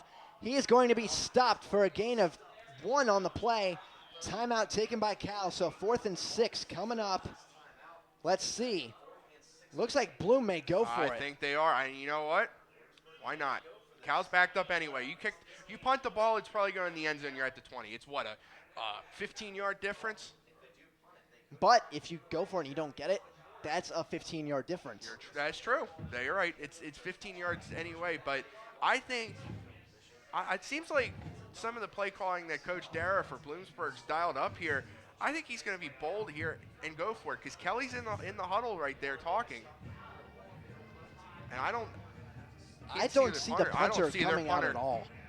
In fact, I think their punter's over there just moving his leg around. He's not being used. They're going for it. The offensive line's out there. I see Elliott's out there. But also, do you see Tim Kelly maybe do a booch kick like he did earlier? That could be a possible solution because then that might drive California deeper because he definitely won't get the distance to get into the end zone. So, 4th and 6, a minute 37 to go. This is it. If Bloomsburg gets the first down, the game is over for California. If not, California has about a minute and a half left to try and drive down the field. He's in the shotgun. He might do a booch kick here. Yep. Oh, no. No, he's going to throw. He's going to throw down the field. No, incomplete. I don't believe that play call right there. Why would you throw it on 4th down when you have the game in your hand? He had his man open too. That was game over if he hits him on the money. He was well behind his receiver. I was totally expecting him because he was lining up the shotgun. I thought he was gonna kick it. His man was wide open my too. Goodness. And he just threw well behind and over him. I don't know if Kelly may have even convinced Dara himself, hey, let me do this. Let's win this game. Now, California, James Harris, he struggled all game, but if one thing's for sure, he can score lightning quick. He can wipe all those bad plays that happened earlier out in one drive. Kawan Scott is the man to watch on this drive. So Harris, 1st and 10, a minute 33 left. And he's going to be sacked again. California's offensive line not able to contain there. And it'll be 2nd down and long with about a minute 15 left. These last 2 drives have been a nightmare, but you can't take a sack there. You got to at least get it off. I don't think he really had a chance to. Harris gets a snap. Goes downfield, has Kawan Scott, he's wide open, and it's caught! Kawan Scott in Bloom territory. Unbelievable, and that pass was dying off again, but Kawan Scott was Out of great. bounds, too. He's out of bounds, too, which stops the clock. That was a good-looking throw. That is the throw that Harris needed right now. Now, California's in business here, 38 yards away from tying this, or a shot at tying this. 1:06 to go here in the fourth quarter. California not out of it yet. James Harris in the shotgun, 3 receivers. Kawan on the far side, top of your screen. Harris back to throw. Line protects this time. Goes downfield again. Kawan Scott is there. Almost a touchdown. Exact same play. Kawan just cannot come down with it. And Harris definitely overthrew him there. So close. He had his defenders. They double teamed him on that play. But Harris just had him, and some of the throws, he's been off today. He had to throw it out far enough there where Kawan was the only one to get that. And he was there, but it was a good throw. It was. Scott just not long enough to grab it. Exactly 1 minute left. And the corner that's on Kawan Scott is getting beat very badly in all these plays. You got to go back to Scott again if you're Harris. Harris back to throw. Looking downfield over the middle. It's complete. And that's Lomax. He's still going down to about the 23. That stops the clock momentarily for a first down. 52 seconds left to pick up a 15. California hurrying back to the line. It's hurry up offense. It's basically, now you're going to see Scott being added onto the play here. They'll take Dandridge out. Near side. He's going against Postel. Kawan Scott has about 7 inches on Postel as well. You can throw it up as a fade and see if that comes down. Harris loves those fades. 38 seconds left. Pass to Scott, incomplete. That actually may help California because he was inbounds. 35 seconds left, 2nd down and 10. Harris, I think, might have rushed that throw there, threw it a little too short for Kawan Scott. But I like the idea, though. 35 seconds, you're at the 23-yard line. You have time. You have time. If you have to throw it over the middle, do it. Because if you get a first down, it stops the clock and very you'll have momentarily. enough time to get. You won't lose. You're not down to the last seconds. 2nd and 10, 35 seconds to go. Need 23 yards to try and tie this one up. Harris going back to throw. Throws to Scott, and it's incomplete. No pass interference flag as well, as the corner was there. That's Miles Williams. Williams was trying to bite on that and try to get in front of Scott there to maybe try to pick it off, because Harris has been picked off once like that. Now 3rd down and 10, 30 seconds left. And I think California's realizing, we don't have to go deep, but in this play, you may have to. Scott came out for Dandridge. Dandridge, another tall receiver as well at 6'4". 30 seconds left. 3rd and 10 at the 23. Harris in a shotgun. He's back to throw. Goes over the middle. That's Dandridge. Dandridge will not get the first down. You have to hurry to the line, though. That's 20 seconds left. They got to go. 20 seconds here. Do you go for the deep strike here, Matt? I say yes. Go for the end zone. Why not? 15 you got seconds. 14 seconds left. You got to go end zone. Could be the game. Harris gets the snap. Looks to throw. Throws it in the end zone. Overthrown. And it's overthrown. That's the game. Bloomsburg will come away with a victory after James Harris, and of all times, he tries to come back now, just overthrows his intended receiver, Smorey. Yeah, it's fitting. It's fitting because he overthrew a lot of the guys today, and it's fitting that he overthrows Smorey at the end of the game. I got nothing. I got nothing. It's just this came the down same to the last script. minute. It came down to the last minute. It's you know that's how these games end. They all go down and. 6 seconds left. This will be the last snap of the game. And this is our upcoming games. Derry Charleroi, that'll be a nice high school game. And then next week, Shippensburg at Cal. Cal's looking for a bounce-back win. We'll look for a bounce-back win, and then a big volleyball game. Cal and Wheeling Jesuit. And that's the game. California falls to 1-1. Bloomsburg raises their record to 1-1. But like I said, later in the year, this could be a good loss seen in the eyes of playoff prognosticators. California's a good team. They held in it close again with Bloomsburg. The defense did a really good job limiting the points. Just Bloomsburg found a way to win again. That's how they do. You know who Bloomsburg reminds me of? The St. Louis Cardinals. They just know how to win. They might not do it the fanciest, or they just know how to win when it counts. They don't care. Pedigree. No style points, that pedigree. You got a good coaching staff over there, and that's what they do, and Bloomsburg's going to be setting themselves up. That's a normal Bloomsburg game. And Cal, it's early in the season. This happened last year. It's okay. It's early. And we'll see how California responds when we have them back next week at home against the Shippensburg Red Raiders. on September 19th. For Matt Hankey, all our crew at CUTV, and Damon Matson announced on WCAL, I'm Zach Prosba. Thanks for watching. California falls 20-13.